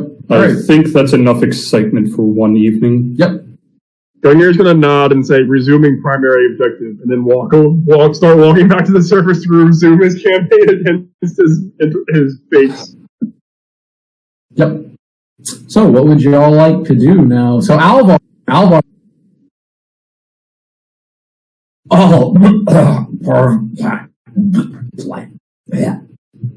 and he's going to pick up some dirt and throw it at Alvar.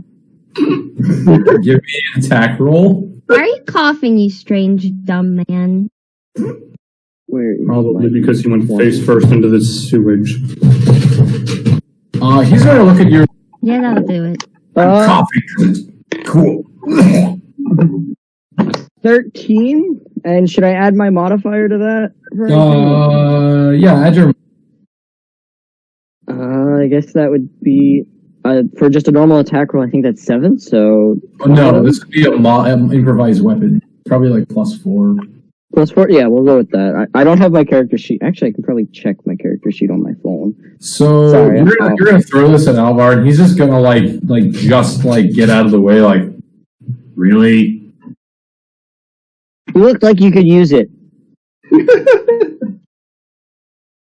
He's just gonna stare at you and not say anything. He's gonna get up and try to brush some of the muck off, but it's still there. He's gonna go, quick shot needs a shower.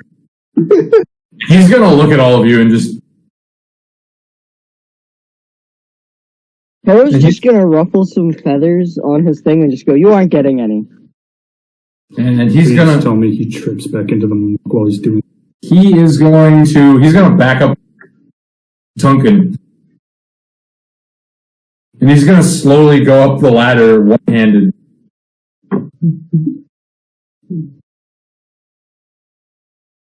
What would you all like to do? You are now alone in this area with in the bubble, dead chimera, and another small child. Let's go back up to the surface. I want a dragon I'm tired fang. of smelling poop. Absolutely. Would you like one of the ones that sell the mouth, or that you knocked out? Yes. Both.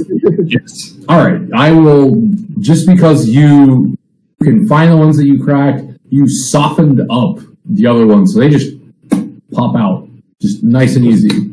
And you take them and you add them to your necklace of, you have the undead dragon teeth on there, now you have the chimera teeth on there. Well, I will once I put a hole in these. Obviously. But I'm just kind of expediting and saying you do that. I should remember that. Yep.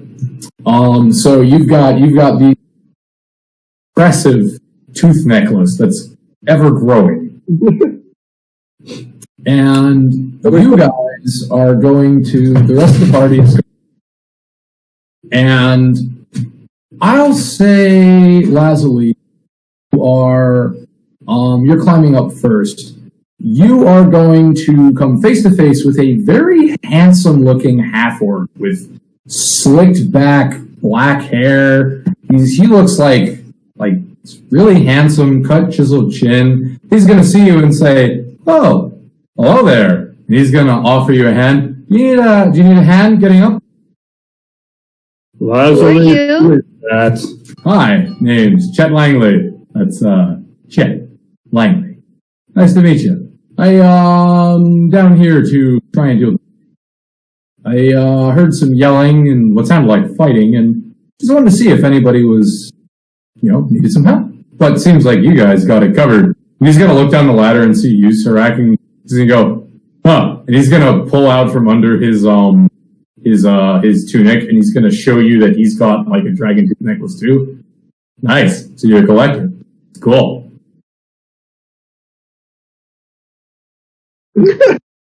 I'm just gonna keep climbing up the ladder and being like, okay, well, thank you. We're trying to get this little girl back up. Not me. Sure, that one. Different little girl. I'm so sorry that this man just insulted you. No, he simply makes a mock of good trophy hunting. And he's What else gonna isn't new? he's going to look at you guys as your ladder. So are you guys affiliated with Guild Association? You guys working for the region? no, we're just here on a whim and vengeance. Just a whim. Just a whim. Well, he's going to say, well, that's very interesting. Well, if any of you guys are interested in possibly joining up with the ward, I'll be staying at the Seabass Inn. Hope to see you around, fellow adventurers. And he's going to, wave and head off down.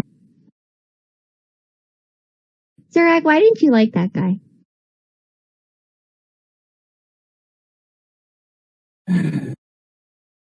Because if traveling with you all has taught me anything, ulterior motive and nobody's truly just in the world anymore. I don't trust him. I need to go have a talk with the Seabass Inn guy. Don't trust the handsome orc or half orc.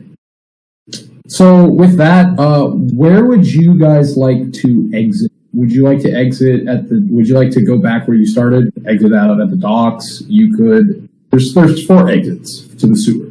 There's one in the red light district, there's one in the warehouses, there's one at... Do we know about any? Yes, you know about the warehouse, you know about the lighthouse exit, and you know about the red light exit. We do? Yes. We only knew about the way we came in. No, you came past 2 exits, and you know about the red light because Alvar and Gunner. So.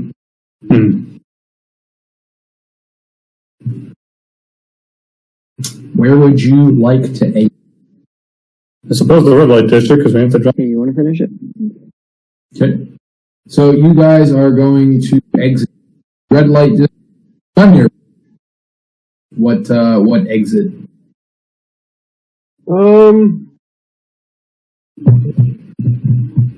Gungnir will follow the party for now. After that fight, he's he's still pissed, don't get me wrong, but he's gonna follow the party for now and just, if he sees anything along the way that he might want to smash, he'll smash it. Alright, so you guys leave and go to the manhole cover. Don't we pass by that strange dead guy? Oh, yes. Would you like to take the party back there? That's the way I came in, yeah, I'll take him. Alright, so Gunnar's gonna lead you guys back to that weird lab. And as you see the strapped zombie in the chair with the vase with, like, it kind of looks like green glowing lightning bugs, but obviously you don't see the bugs, you just see the light dancing around in the vase. And Luna's gonna see that, and she's gonna see the zombie. Pretty.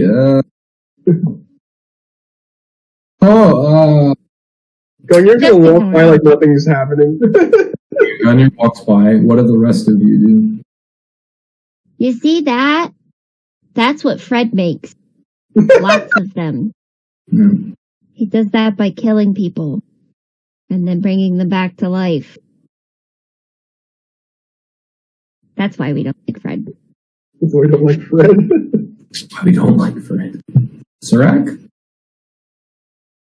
Somewhere in a small bar, Ball sneezes.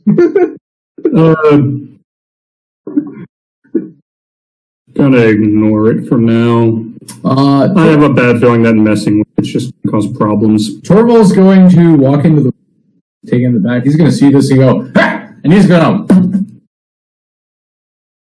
Don't shoot it, it's strapped down, you dummy. The arrows are going to hit this thing, and they're going to puncture. And then they're slowly going to be pushed out. And then those are going to slowly close up. But I don't like that. And Torval's gonna look at the zombie and just go, it's all connected somehow. I know it's all connected. Yeah, Gungnir's gonna see the rapid regeneration, and then he's gonna take interest. He's gonna look at it. So you see, okay, what are you doing? Gungnir's just gonna walk over to the zombie and just try to figure out what it is. Okay, do you do anything? I'm not gonna touch it yet. Okay, just looking at it, it's just a zombie. That's all I can get from it. Yep. Alright, how's it strapped down? It's strapped down like how they strap down and it's got leather going both the arms. It's got the head strap, neck strap, and its feet are stuck to the chair by leather straps. So it's all leather straps across the body. Alright, Gungnir. He's gonna take a dagger. He does have a dagger. Mm-hmm. And he's just gonna stab it right in the skull. Stab it right in the skull. And do you take it out? Yeah. Okay, so and the hole that you just made in it just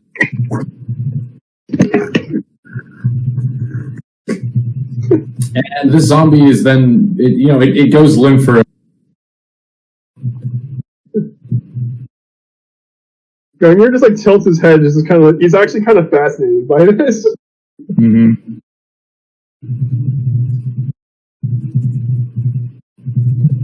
But he's not really a scientist, so. I'm just gonna look down. I was like, perhaps we should get the girl to her mother. Things go sideways. Lazuli. Are you there, Phoebe? Yep.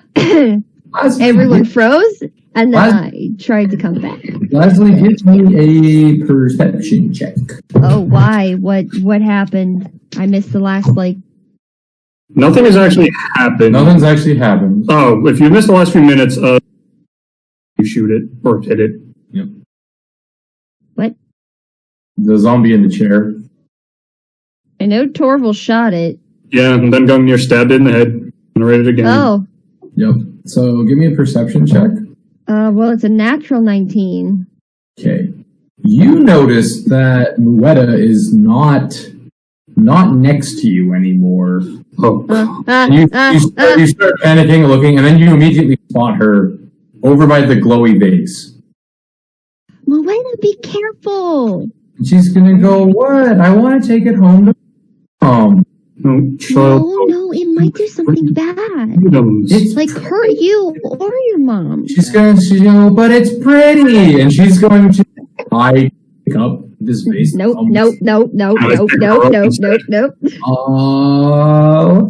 Give me a general dexterity check. What, me too? Because I'm trying to stop her too.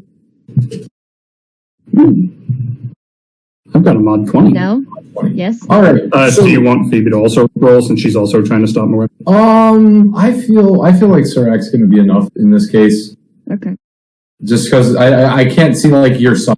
This thing I wasn't gonna stop her, I was gonna try and push it back onto the shelf. Right. So she's on the table trying to pick up the vase. Surak's he's getting his must protect child instincts, and he just lunges forward. And you grab her, and she's holding the vase, and she panics, and it gets pushed, and it slowly starts to tilt. No, stop!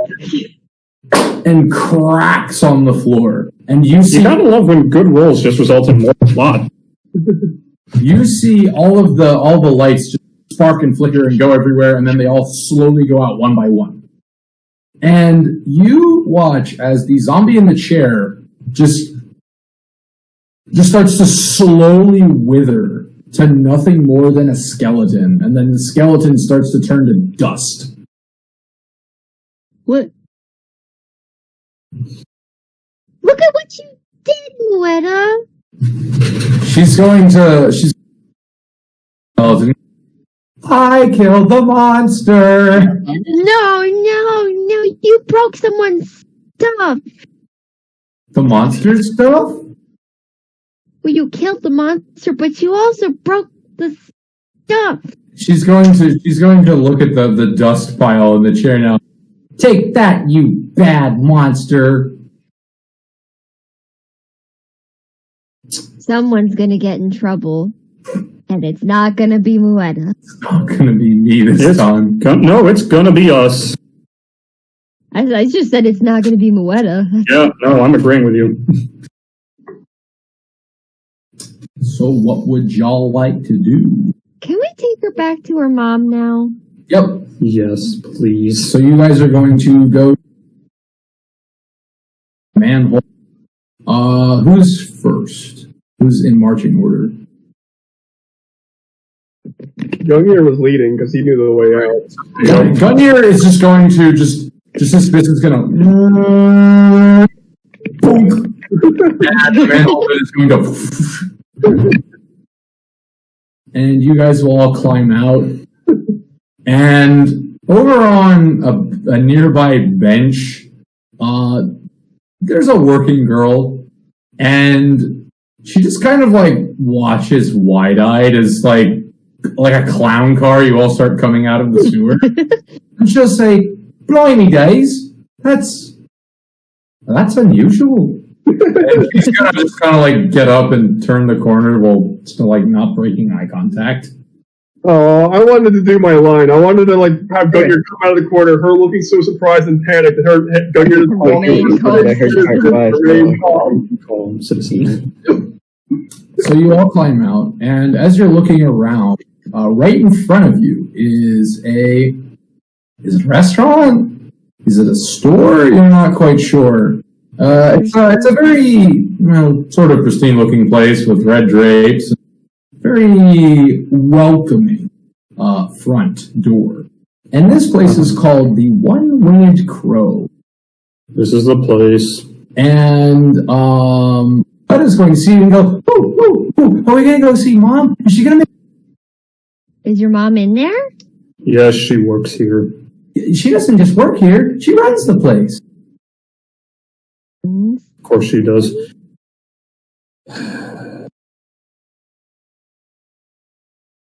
Zorak, I know that look. You don't want me to go in, do you? I don't want to go in because I have a sinking feeling of. But if Tara's she's just gonna allowed walk to go in, in. I should go. I don't really want to take her in. And as you're all talking, just goes in. Caro, you push open the front doors, which open very easily. You walk inside. There's a kind of like a smog of smoke. You see patrons laughing. Some are very drunk. Others are just high out of their minds. You don't quite know. And the one patron that kind of strikes you is you see off in the corner, just on a very big pipe filled with some type of liquid. You're not quite sure, and he's giggling a lot. He's reefer man. Harold's gonna walk up to the guy. So you walk up to this guy. You get elf. He seems to be of a very high stature, both literally and metaphorically. Ladies and gentlemen, we got the joke. We got it in. The high elf. And he's gonna look at you with bloodshot, delirious eyes and go, "Hey man, what's up? You want some?" And he's gonna offer the hitter to you. Oh, Harold's God. gonna take it, look at it, and then snap it in half. Oh. Alright, so you snap it in half. Getting drunk. And he's gonna go, "Oh man, I like that one.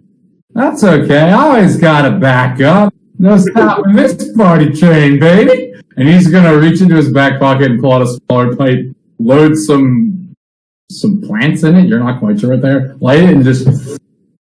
Harold's gonna look at the two pieces he has, Mhm. and he's gonna look at the one that would have, the stuff in it, and try and figure out what it is. Why did you break it before? Oh, give me a wisdom check. A wisdom check. Just a wisdom roll. General wisdom. General wisdom. Awesome. That's higher than my intelligence roll. I get +1. Mm-hmm. 13. 13. You are like, what do I do with this? And you kind of take the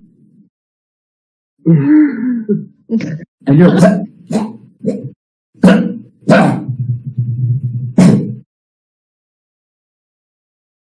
Tastes terrible. you don't like it. You hot. Harold's just gonna look back at the high elf, Yep. look back at the piece, and he's just gonna go, "Are you okay?" He's gonna look at you and go, I'm up on the moon, babe. What are you on? He's gonna look at you and go, I'm on fairy dust and there's no stopping this party. Ow!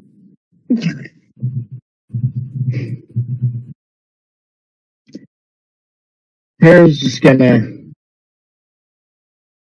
look down at the two broken pieces again and then just walk off.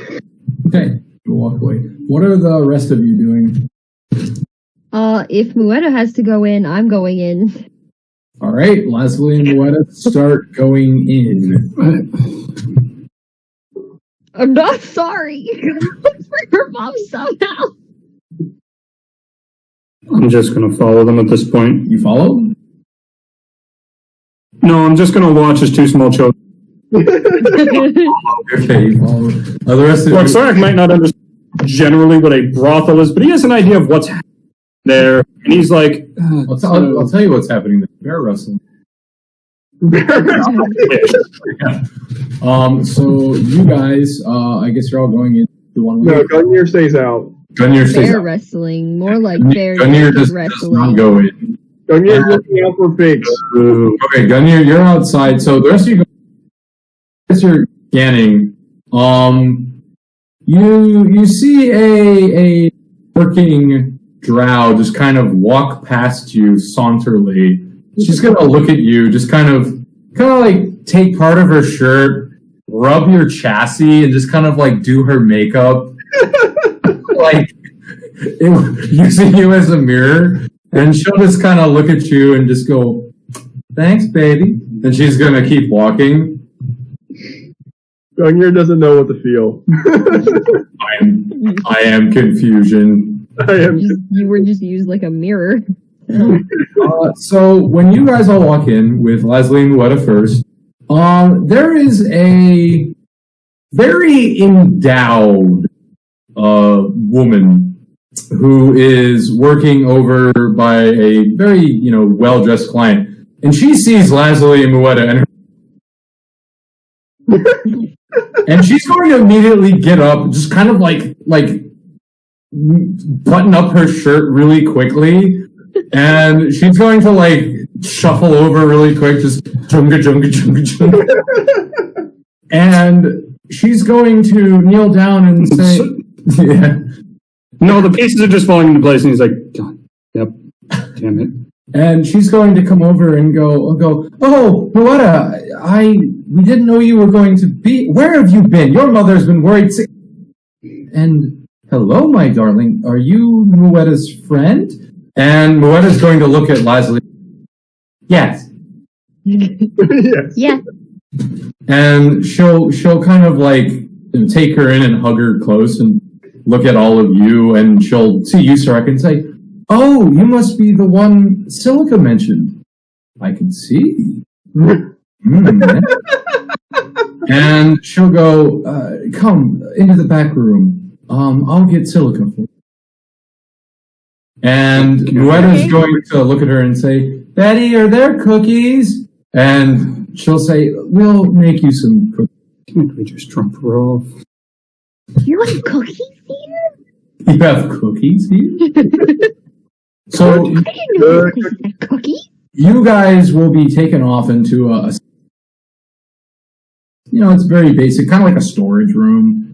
And after maybe like 5, 10, you see Silica walk in, and she sees Moetta, and her eyes just widen, and she runs over, bends down, and goes, "Oh, sweet. Oh, I was so dreadfully worried." And you see some tears. Like she's like, "Mommy, Mom."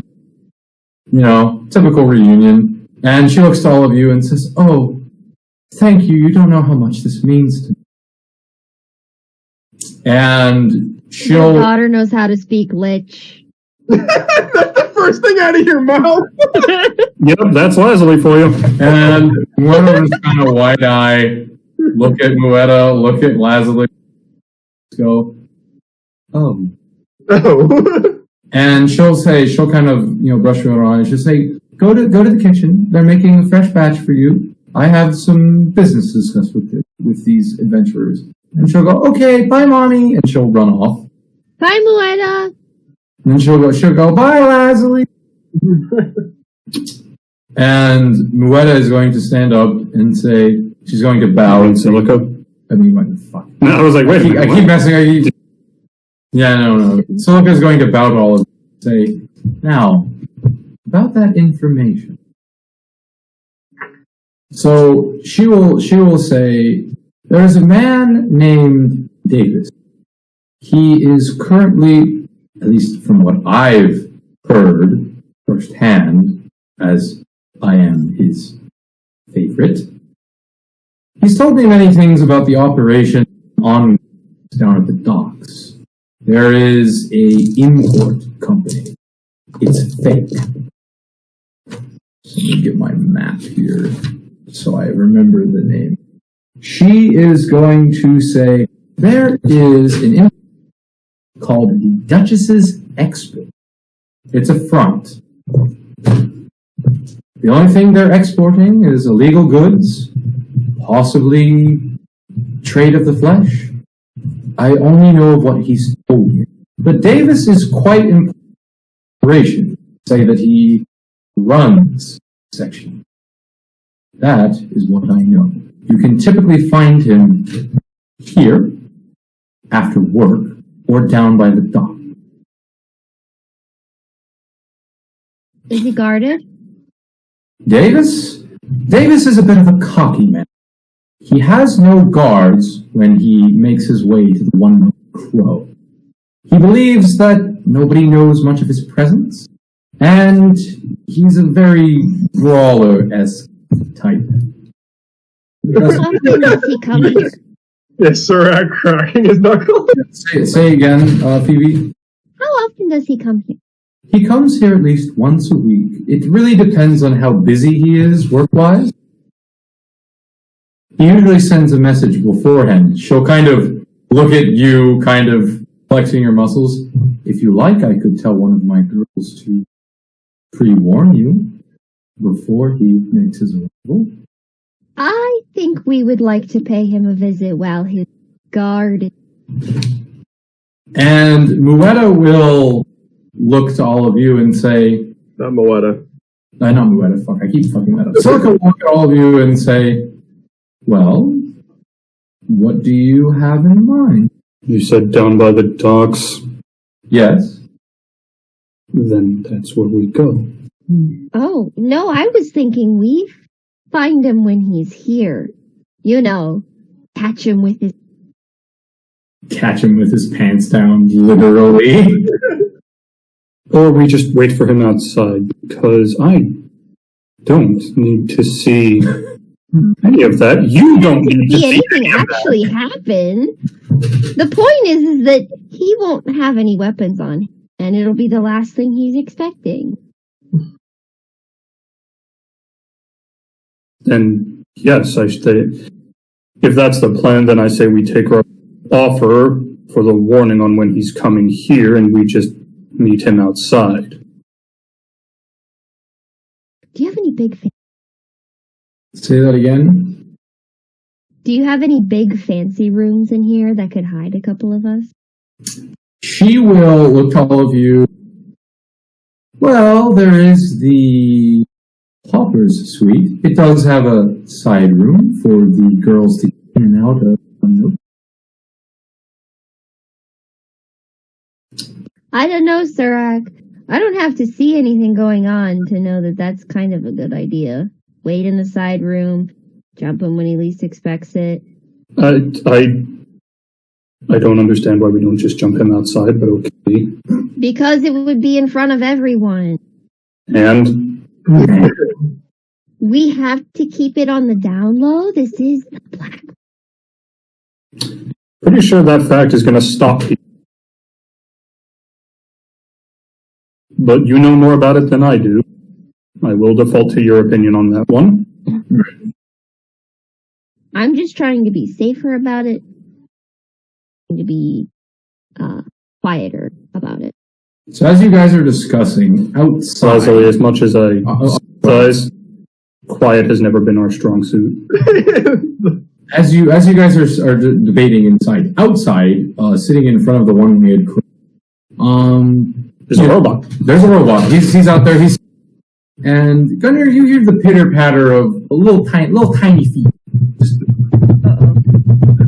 Uh-oh. And you look over to where you're hearing the patter, and you see a goblin. Oh no. And this goblin is Fingers crossed. yeah, the goblin is heading up to you and is getting relatively close, and you're just like, Male or female? You can see it. but as you're looking closer, this goblin has kind of orange hair tied back in a ponytail, braided, and you're like, wait, no, that's not the one. Fancy fucking goblin.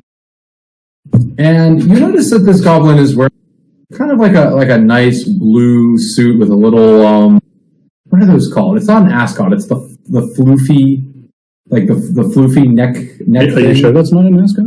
No, because the ascot's straight. The ascot's just. Oh, you're talking about like the lacy one? Yeah, Oh god, I don't know what that's called. that's fine. But you know what I'm talking know what you're talking about, yeah. Yeah. And she's going to pitter patter up to you, and she's gonna see you, and Raz gonna go wide and go, wow, that, and she's gonna walk up to you, like stationary. She's gonna start looking at your servos. She's gonna pull out like a ruler and start measuring you. Go, wow, I've never seen anything like this. It's like a genuine warbot. That's really cool. You're just gonna look down at her, acknowledged. She is going to panic and go, I didn't know you were active. I thought you were stationary. I'm so sorry. Somebody who's actually respectful Gunnar. And she's going to look at you and just go, You're mighty impressive. Where are you from? Who made you? Classified.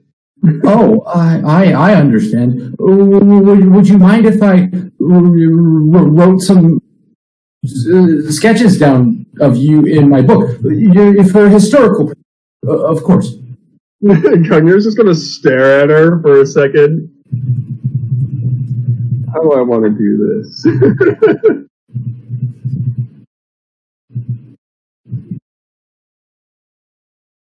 Gunnar's gonna stare at her and say, historical only. Enough fakes have been made. And she's gonna just kind of cock her head. Fakes. And back inside.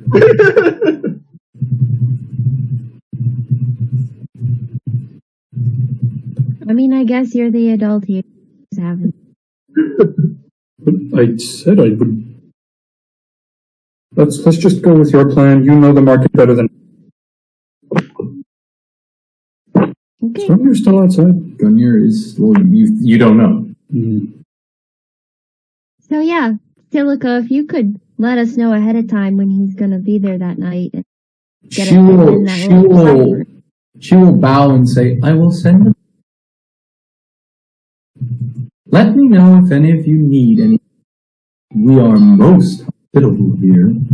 And she will smile, Abby. and she will leave the store.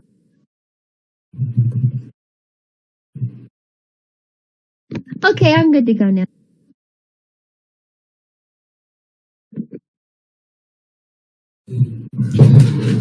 Wonderful. Let's just get back to the inn. As you guys are, I'll wait. Hera's gonna go back to the high elf and just hand him a couple of feathers. All right, you're gonna give the high elf a couple. I did not hear that. How much? Like a literal couple, so 2? Yeah, 2. So he's gonna look at them both and just go,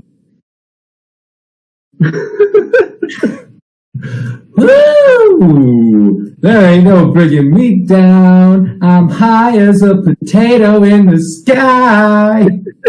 Potato? and he's gonna like lopsidedly look at you guys and just go, "Hey, I know you guys. You guys are cool." Is he near the front? Yeah, he's near the front by the window. I'm sorry, who are you? Oh, my name is Jace from outer space. I'm a tennis ace. God, he reminds me of my cousin. He's not even speaking common. Is he speaking common? From prosperity, yeah. Very Do you Why are guys speaking like? riddles? Do you guys like work here? Do they pay you good? No. Like- No, wait, did we get paid? We just saved her daughter. You were paid in information. That was Very important that was the deal. So he's gonna say, "Do you guys work here? No. Oh, okay. Here? Do you want to work here? A bird, I can't get you hired."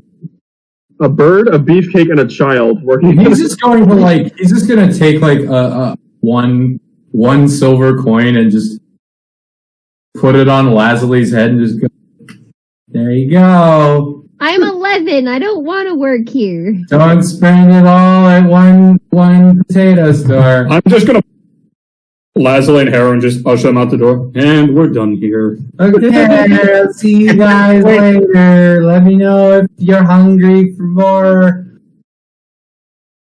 Where am I? Harold's just gonna look at the broken pieces again and just move around a bit before putting them back in his.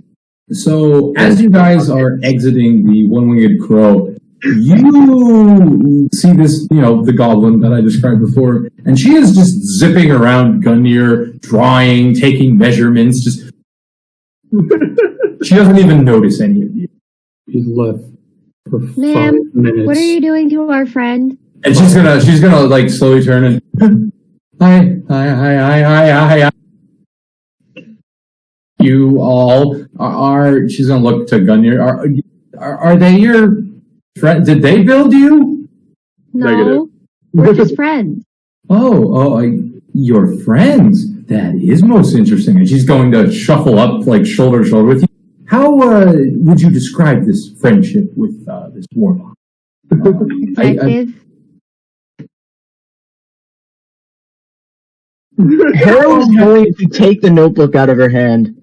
He saved me from some lead. She is going to Scariest thing I've ever ferociously just no. I'm going to keep trying until I have it. I'm going to pull him off. Harrow, stop that.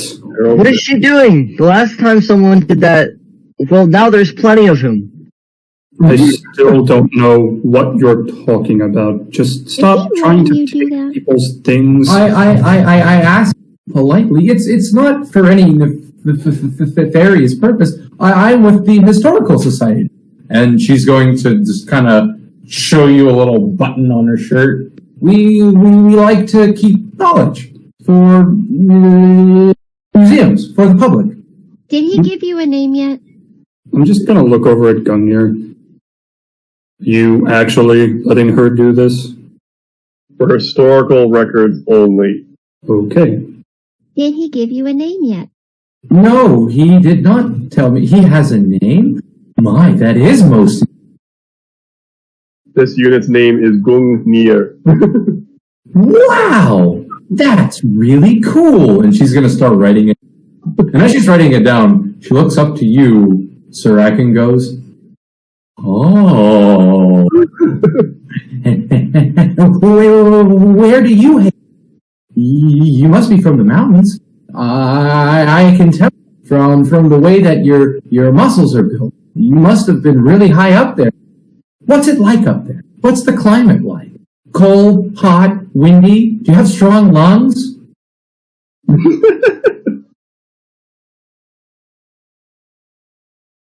It is very cold. I do have strong lungs and the And she just writes all of this stuff. Really impressive. Say, what are you all doing here, Crest, exactly? Vengeance. And she's just gonna go, oh, neat. And she's gonna write that down.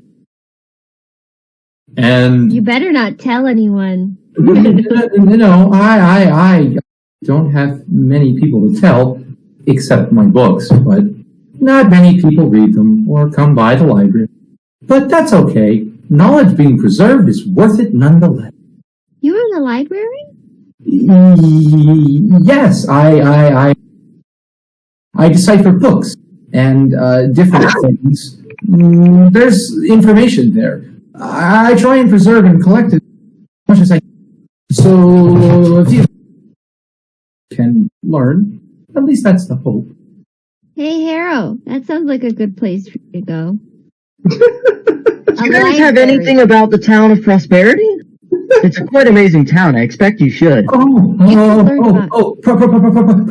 Prosperity? No one mentions that place anymore. Oh, There goes Phoebes. Phoebe just dropped. There goes Phoebe. Oh, she's She's What back. do you know about it? I'm curious to see. Prosperity town that I would say 200, 250 years old. It was founded by a bunch of settlers that were trying to escape religious persecution. It had a couple of different mayors, tried to defend the government, but eventually the economy failed, dried up, and now it's just a town. But it had, it had a really interesting start. How do you talk so quickly? He's little, like me.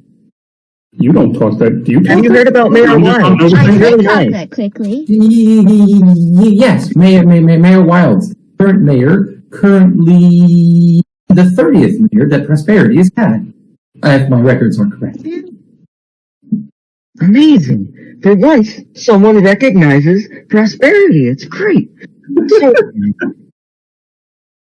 Just think of all the other Everyone things you could learn, wants to Harrow, if you look go to the prosperity. library. What did you say? Just think of all the other things you could go. You could. No, I heard Harrow. you actually. I didn't hear Hero.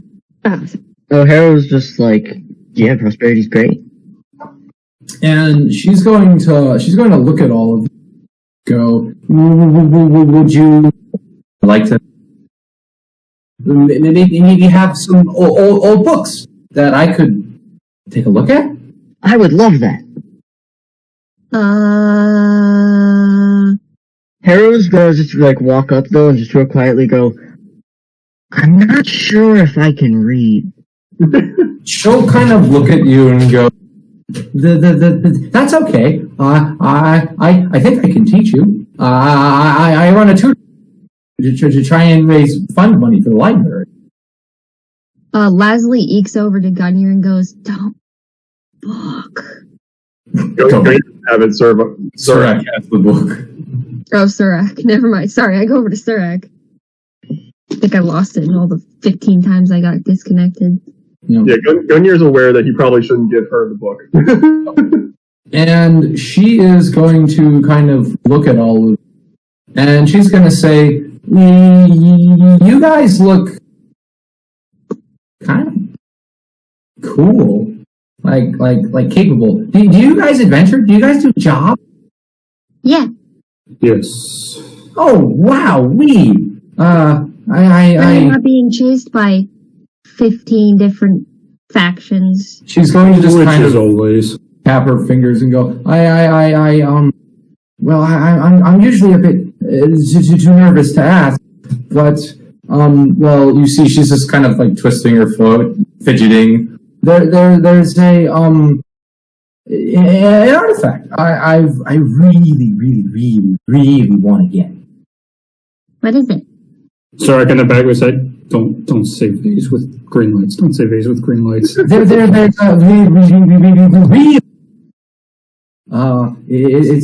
it's the compass of Captain Ahab Stryker the Fifth. He was a pirate that started the port in this town. This town originally used to be a pirate town, and then diplomacy and guards and law eventually town, and now you have Crest today. But he was integral to the founding of Crest, and somewhere out there, I've been doing research and trying to narrow down. But I think I know where his compass is. Well, where is it? It's on Blackbiter Isle. Well, we're going there Is anyway. that so? Where at? Does a certain man have it in his certain collection? I don't know. What I do know is that there's a man there. His name is Sirius. He's on that island, and the historical society tried to parlay with him many times, and he has told us to go fuck ourselves. I'm gonna stop you there. How much do you want from him, other than this compass? Oh, I only want the compass. It's a very important If you historical. could have more than one thing from his collection, Donations to the historical society, we would most generously accept anything you would be willing to give us, as long as it has historical value. let me tell you that I have a little bit of an inside knowledge as to what his collection entails. Ooh, that does sound most interesting, and he would be willing, through the proper channels, of course, obviously, you might have it in, to donate it to the historical society? Very generous.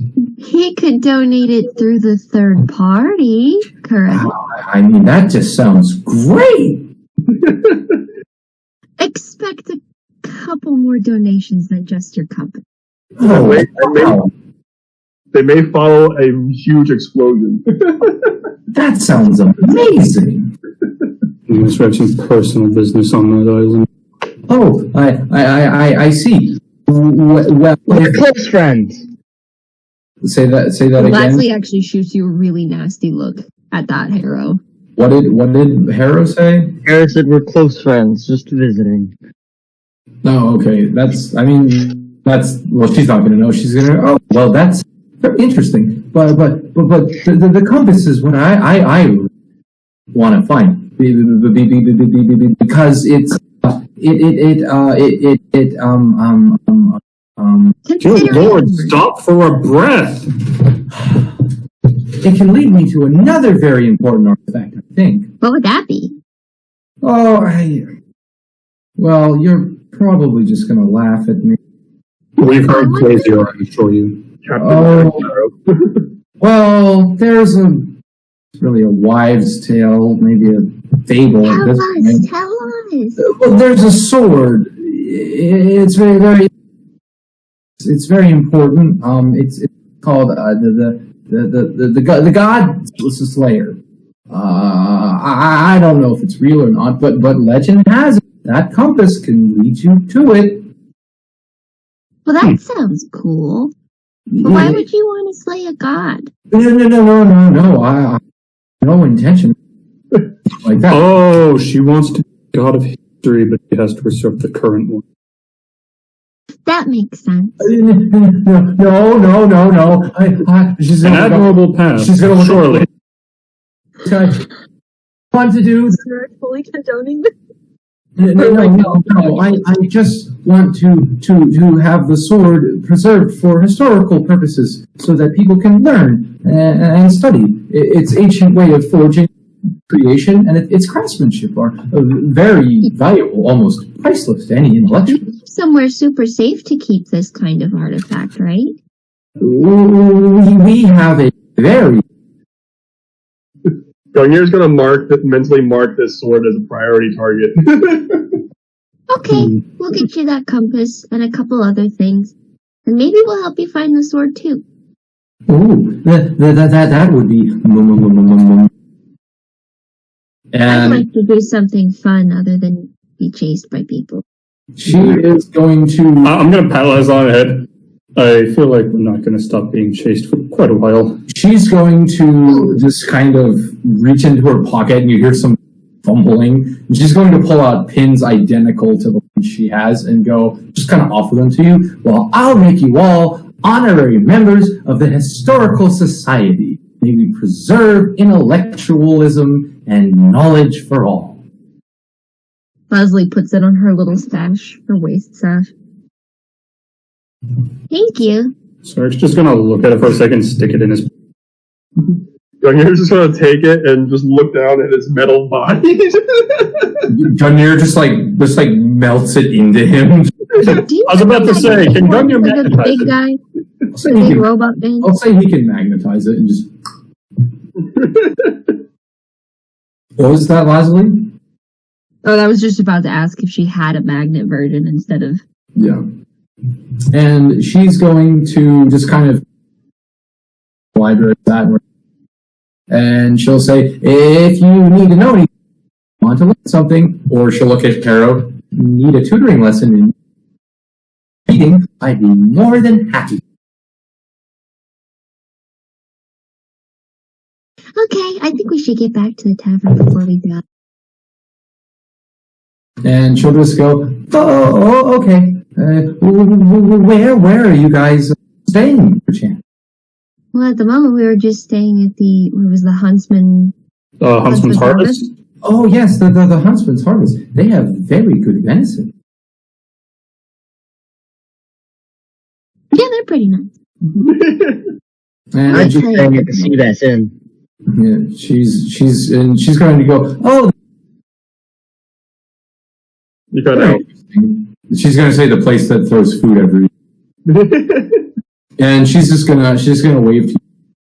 Goodbye, honorary member. Harold's gonna give her 2 feathers before they leave. You give her 2 feathers, and she is going to press them. Okay then. Well, she was a lot more pleasant than Spine Ripper. Not all goblins. A dead fish spewing poison from every orifice is But I mean, like, she's like the total opposite. Like, I wouldn't mind spending more time with her if it didn't mean, hanging outside here and possibly dying to it. an assassin, yes. Yeah. And a library is a more pleasant place to be invited than Foul laugh cackle from the distance. Though I'll be honest, I think she's just ashamed of wanting to kill a god. I think Shouldn't it's we? because she's tiny like me. She gets intimidated. Yes, but you're small and you've accomplished things. You stabbed that giant worm to death. Well, maybe she doesn't know she's capable of that. Confidence is key to follow your path. I think she's more of the book than of the sword. As you The guys path of are, knowledge is just as you guys are talking, eating, you see a patrol of guards just kind of doing their thing, and the head guard sees you guys and notices you. Goes, "Oh, oi! Well, not really. I've been looking for you, but we've been told to keep an ear out for you." And he's gonna just slowly walk up and say, "I got a message for you. Just wanted to let you know that the regent he'd like to see you when you have a moment." Can we go now? he knows where to find us. Well, the regent's very business things going, a lot of trading. He relatively doesn't leave his portside castle. He's just, very busy man. But he would like to thank you for saving. You can find him, and he's just going to point upwards in the city. There's a large gate. They'll know you're coming. They'll let you right through. No questions asked. Oh, About what time is it? It's about 6, 7 p.m. I don't see why we can't go see him before we go.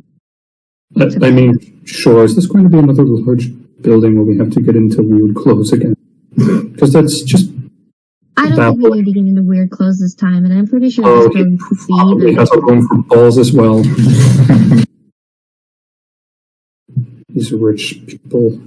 And so you guys are going to head up that way? Yeah, we'll have it that way. I mean, yeah, Phoebe's right. No reason. We've got time. Okay, so you head up that way. Do we run into any fakes? No, but you're definitely keeping an ear out. Some people think you strange. Don't really, you stick out.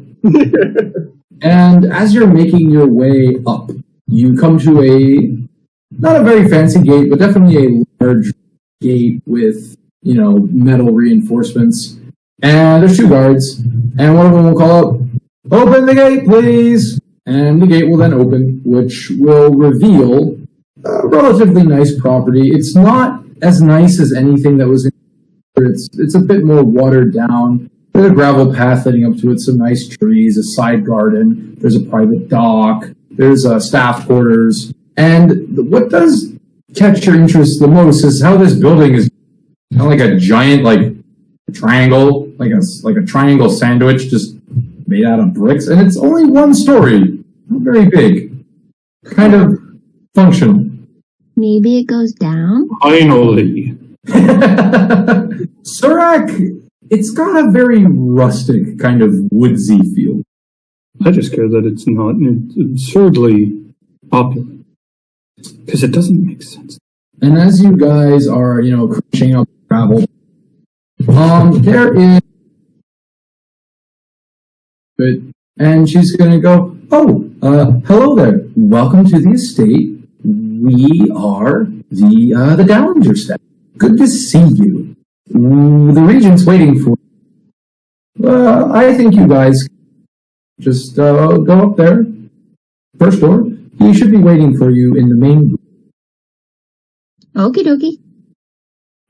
That's gonna skip on. She will bow to you and say, thank you for saving the regent's. We are most grateful. It's what we do. It's what we do. So you guys will head up to the front door, and you're kind of like, it's like night and day. Nobody's around for you. It's like, hey, you've got a brain, you can do this. And you guys head up, you get to the front door, kind of the largest wooden double doors. Would any of you like to open them? I'll try pushing them open, but it's probably gonna be really hard for me. Leslie, give me a strength check. Do it. Yeah. That's 28. I'm at a 19. All right, you huff and you puff with all your might, and you get these things about halfway open. And when you squeeze through and you are caught before you fall. And in a very, well, not like a super fancy outfit, pretty nice dress, not too like, hey, look at me. You see Anastra smiling and go, hey. Hi, Nostra. You got a really heavy door. Yeah, it is pretty heavy. But that's how Dad likes it, so... And I don't really do architecture. So how have you been? My, you look a little dirty and smelly. We saved a little girl. Oh, that's Serious. wonderful. Why don't I get you a bath? Okay. I'm just gonna push the door open the rest of the way. And she's going to see the rest of you go, oh, hi guys. You all look a little dirty and smelly. Would you all care to possibly clean yourselves? Love a bath. Maintenance would be appreciated. It's gonna be the fucking scene from Wizard of Oz. Okay, I'll leave you while you all get taken care of. I'll keep an eye on. Looks at the door. Oh, Sarah, we all smell like poop. It's the sewer and lotion. Lazuli, if I leave him alone, you remember what happened last time. I don't even know if he'll notice. Well, Harry's a bird, so he shouldn't take too long to really get clean. He'll just clean quickly and then go stick with the door well done. I'm a child.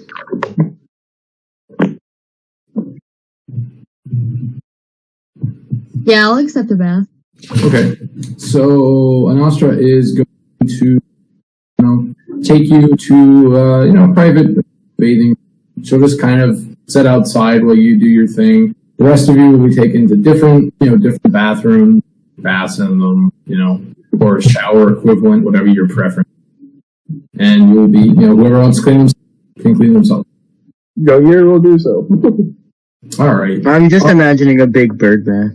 Gungnir, you're going to be to where some of the staff will be fuddled And they'll kind of. I'm not a mechanic, but I hope this. They're gonna water on that might rust them. We do have some lantern oil. Maybe they try like different alcohols that they have. And they go for whatever seems to shine you the best, and they all rub you down and try and make sure you're as clean as possible. Take a decent shine. And with that, whoever want to be clean is clean, and you are back in the front lodge room.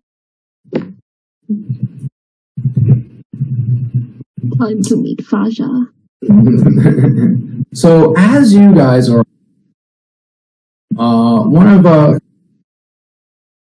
and you see a man with kind of face, some stubble.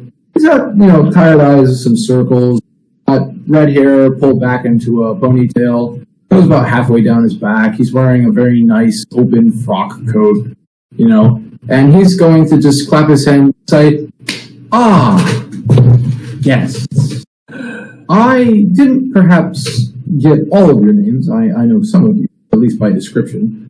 I would like to give you my most humble appreciation for getting my daughters back to me safely. If there is anything that I can do while you spend your time here in the city of Crest, just let me know. You have my favor. Now, are any of you hungry? Yes. Yes. Ooh. Food. Gunnar just tilts his head.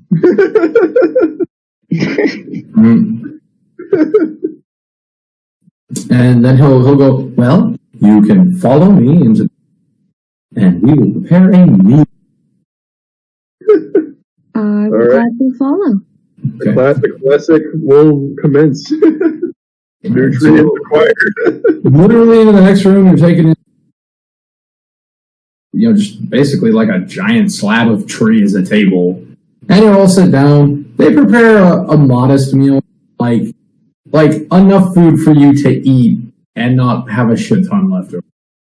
They're not going crazy. They're not going crazy. And sitting on one side of the table. You're cutting out a lot, RJ. Oh, I'm sorry. Sitting on either side of the one is wearing a very more gray, duller type of tone with no pattern on it. Would you say it looks slightly metallic? And would any of you like to cross talk while this meal? No, I'd like to try to punch holes in the Chimera teeth. All right, you may certainly do that. The Regent's going to kind of look and watch what you're doing and go, "Oh, what are you doing, my friend?" You should probably know, sir. We fought a chimera in the sewers. We also found a witch. And multiple gelatins. Really? That is most interesting. I do know about the multiple witch. I will certainly in a bubble. I will certainly have to have my guards investigate that. I'll keep an eye on it. It's safe inside the bubble, but well, it's probably better when it's out than not. Lazuli, I would like you. You would like me to roll what? Perception. Perception. Oh, God, he's the one keeping it in there, isn't What's my modifier? I need to go soon. Yep, no, we're going to be wrapping this up. +2, cool. That is a modified 19. Okay, so as he's talking, he doesn't seem nervous, but you do notice some stagnation in his responses. And, you're watching him, you're observing, and you're looking around the room, you notice a shelf. And on this shelf, there's different pieces of art, different pieces of, some skulls, antlers. But your eyes wander to something sort of Something sort of what? Your eyes want of the Okay. The vase. and you see it's not whereas the other one was you can see. This one is completely dark and you can't see at all. It's just a dark vase, kind of roughly similar in size to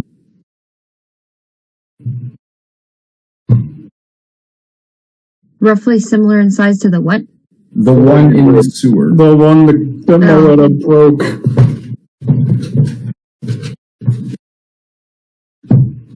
I'm gonna squint at it, but then look away from it and just try and pay attention to the dude. And he's gonna smile, eat. But as you're watching him, you notice that he's only he's hardly eating. He's just kind of taking bites very slowly. And a lot of you are eating faster than Torval's just. This guy hasn't even finished a quarter of his plate. Gungnir I'm gonna has stop submitted all eating my food. Mm-hmm. Honestly, I've barely touched mine. I've been working on the teeth. Yep. Yeah, I'm gonna stop eating my food. Yeah, Gungnir has only assimilated his food like a board. Pharaoh has not eaten much, but probably eaten Yep. food. And Anostra is sitting next to Lasley. So, heard you guys fought a Chimera. Yeah. Well, they did. There was a little girl down there, younger than me. So I kept her inside a bubble. Did you rescue her? That's so heroic. Wow. First the party, now saving little girls? You guys are like full-blown heroes. I guess you could say that. Gold War heroes with an archdevil in their basement. Well, And Surak, as you're punching holes, Anestra's gonna go, that's a pretty cool necklace. Are you going to fill the entire thing out? Eventually, I'm sure it will be. Are you planning any specific tea? Nope. Oh. Well, she'll kind of side eye and then kind of lean in and try her best to. I have a cool question. Mm-hmm. How well do you, Mr. Robot? I suppose technically the best of anyone. I'm first. I see. What's his personality like? Oh god. He's very matter of fact. You see her just kind of taking mental. Not really one for beating around the bush. Tends to be a bit blunt. Quite efficient. Why? Meanwhile, Gungnir still is. Yeah, why? She just kind of. I just never seen anything like him before. He's different. Well, according to him, somebody put a bunch of copies of him out into the city. Really? Yes, that, Gungnir, who was that despicable fellow that made all the copies? What was his name? Oh jeez, what was his name? I'll tell you. His name was, it's Esther Buchanan. Gungnir looks at him. Esther Buchanan was the only access to my schematics. The region will say, "Oh, Buchanan, that's slime ball." Yeah, I wouldn't necessarily that guy as far as looks at you, Shrek. Well, you could throw him. He's he's about as shady a businessman as a person, and I don't really know where he puts his money. I want to know where he puts his money, and a lot of you would do good to stay away from him. Requested repairs from him. Now there are copies. Currently, both here decided he needed repairs from him, so yeah, he got a good look. Requested repairs for them. Now there are copies. Yeah, that's just like Buchanan. Steal somebody else's work and do it shoddily. Yeah, Gunner's just going to look at him. Is he important to the city? Him? God, no. Not this city. I wouldn't do business with him. Last guy on Earth. As far as I'm concerned, the man can go, and then Anestra's going to shoot him a dirty look like, hey, there's a kid here. Let's just say I don't like him. You can curse him. Look at him and say, Sorak's just going to look up. She's right. I've heard her say worse. Oh, well, if that's the case, the man can go eat a big bag of dicks. I don't hear that one often. It's funny. Gunner's just going to look at him and just nod, acknowledge. And you get the feeling that he's not going to live much longer. Now, this is more of a hearsay, not factual, but just kind of like looks around the room. I heard that Buchanan's business with that black market crowd. Don't know if it's true, but I've heard it. Who isn't these days? Well, I'm not. It just squints.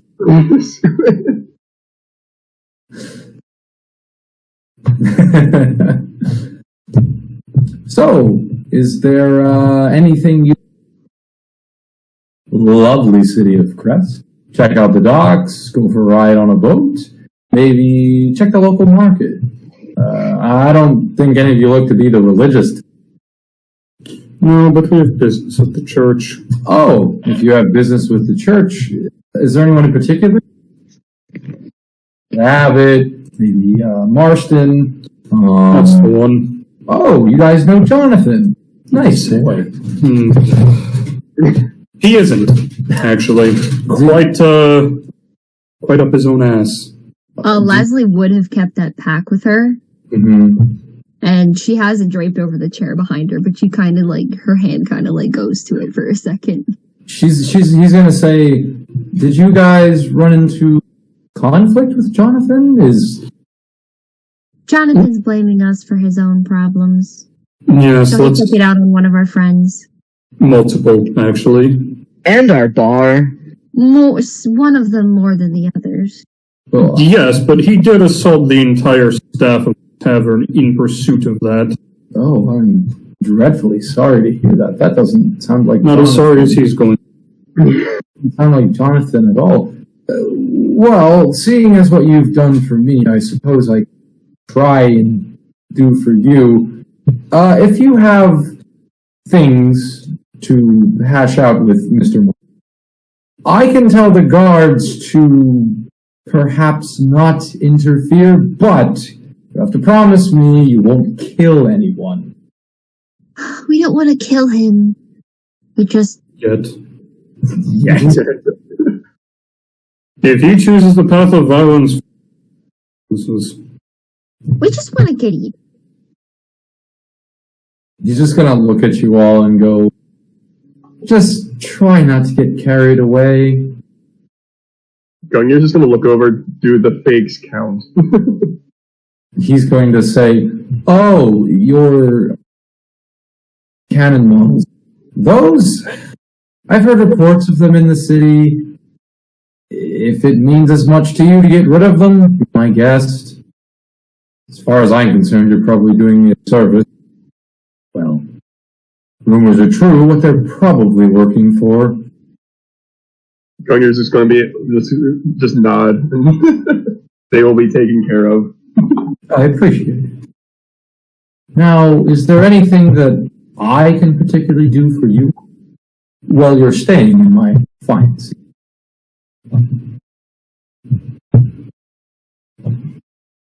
No, I think that's about it. I'm gonna eyeball the weird vase again. All right, you look at the weird vase. Well, if that's the case, feel free to ask if you ever need it. You are guests in my home and in my city. And he will stand up, just kind of rub his eyes and say, I do much rather have work to. They're cut out. Oh. He'll say, I need to go to get work done and go to sleep at a resort. All day for dessert, maybe some tea. I must retire for the evening. Again, Okay. many thanks. And he will exit. We're leaving, right? We're leaving. When he exits, Leslie's gonna point immediately to the vase. Oh, God. Damn it. And, you point to the vase, and Anasta's gonna go, oh yeah, that's our mother's ashes. Why are you pointing at that? It looks like a thing. A vase? It's an No, it urn. looks Gunnier's gonna look up at it. like everything. Gunnier's gonna look at it and say, "Oh, it looks the same make and model, same makeup. Is it the exact same size?" It's very similar. Because Gunnier's just gonna look at it and say, "Similar shape and size to one broken in sewers." Dude, I'm screwed. Did Loretta break an urn? Didn't want to break an urn. Anestra's gonna go. Zombie's urn? Yeah, Anestra's gonna say, our mother. She died when we were very young. We don't remember. I'm sorry. No, it's long past. And the two of them just kind of silently look down at the.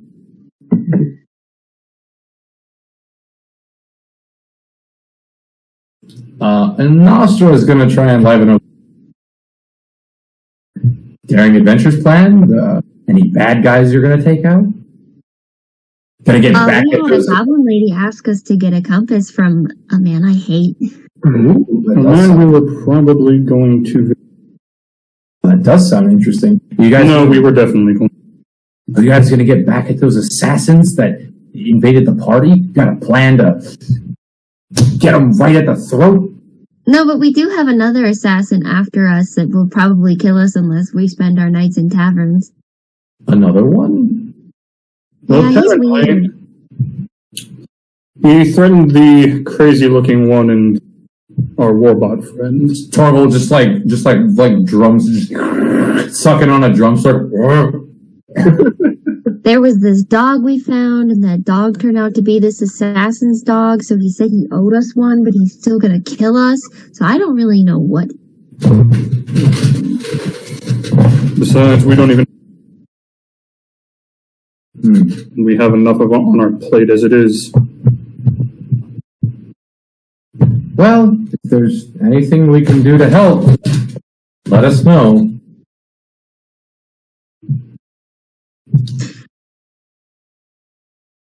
I don't know. Gunnier's just gonna say, "Acknowledge. We will ask if it is required." Yeah. And as you all are sitting there, just kind of, going about eating, working on your tooth necklace, I'd like all of you to give me a strength saving throw. This is why I asked if we were going to leave. You can't trust opulent rooms.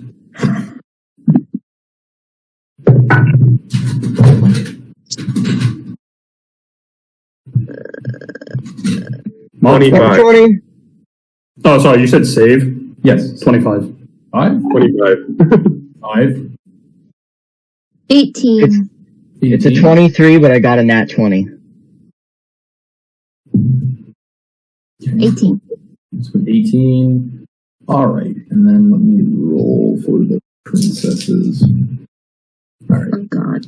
So, as you're all sitting there eating, you all feel a very strong rumbling. Like it starts off very slow. Things start, progressively shaking. All of you just, what's going on here? And it just, everything just shakes. Now, luckily, you all made it, so none of you.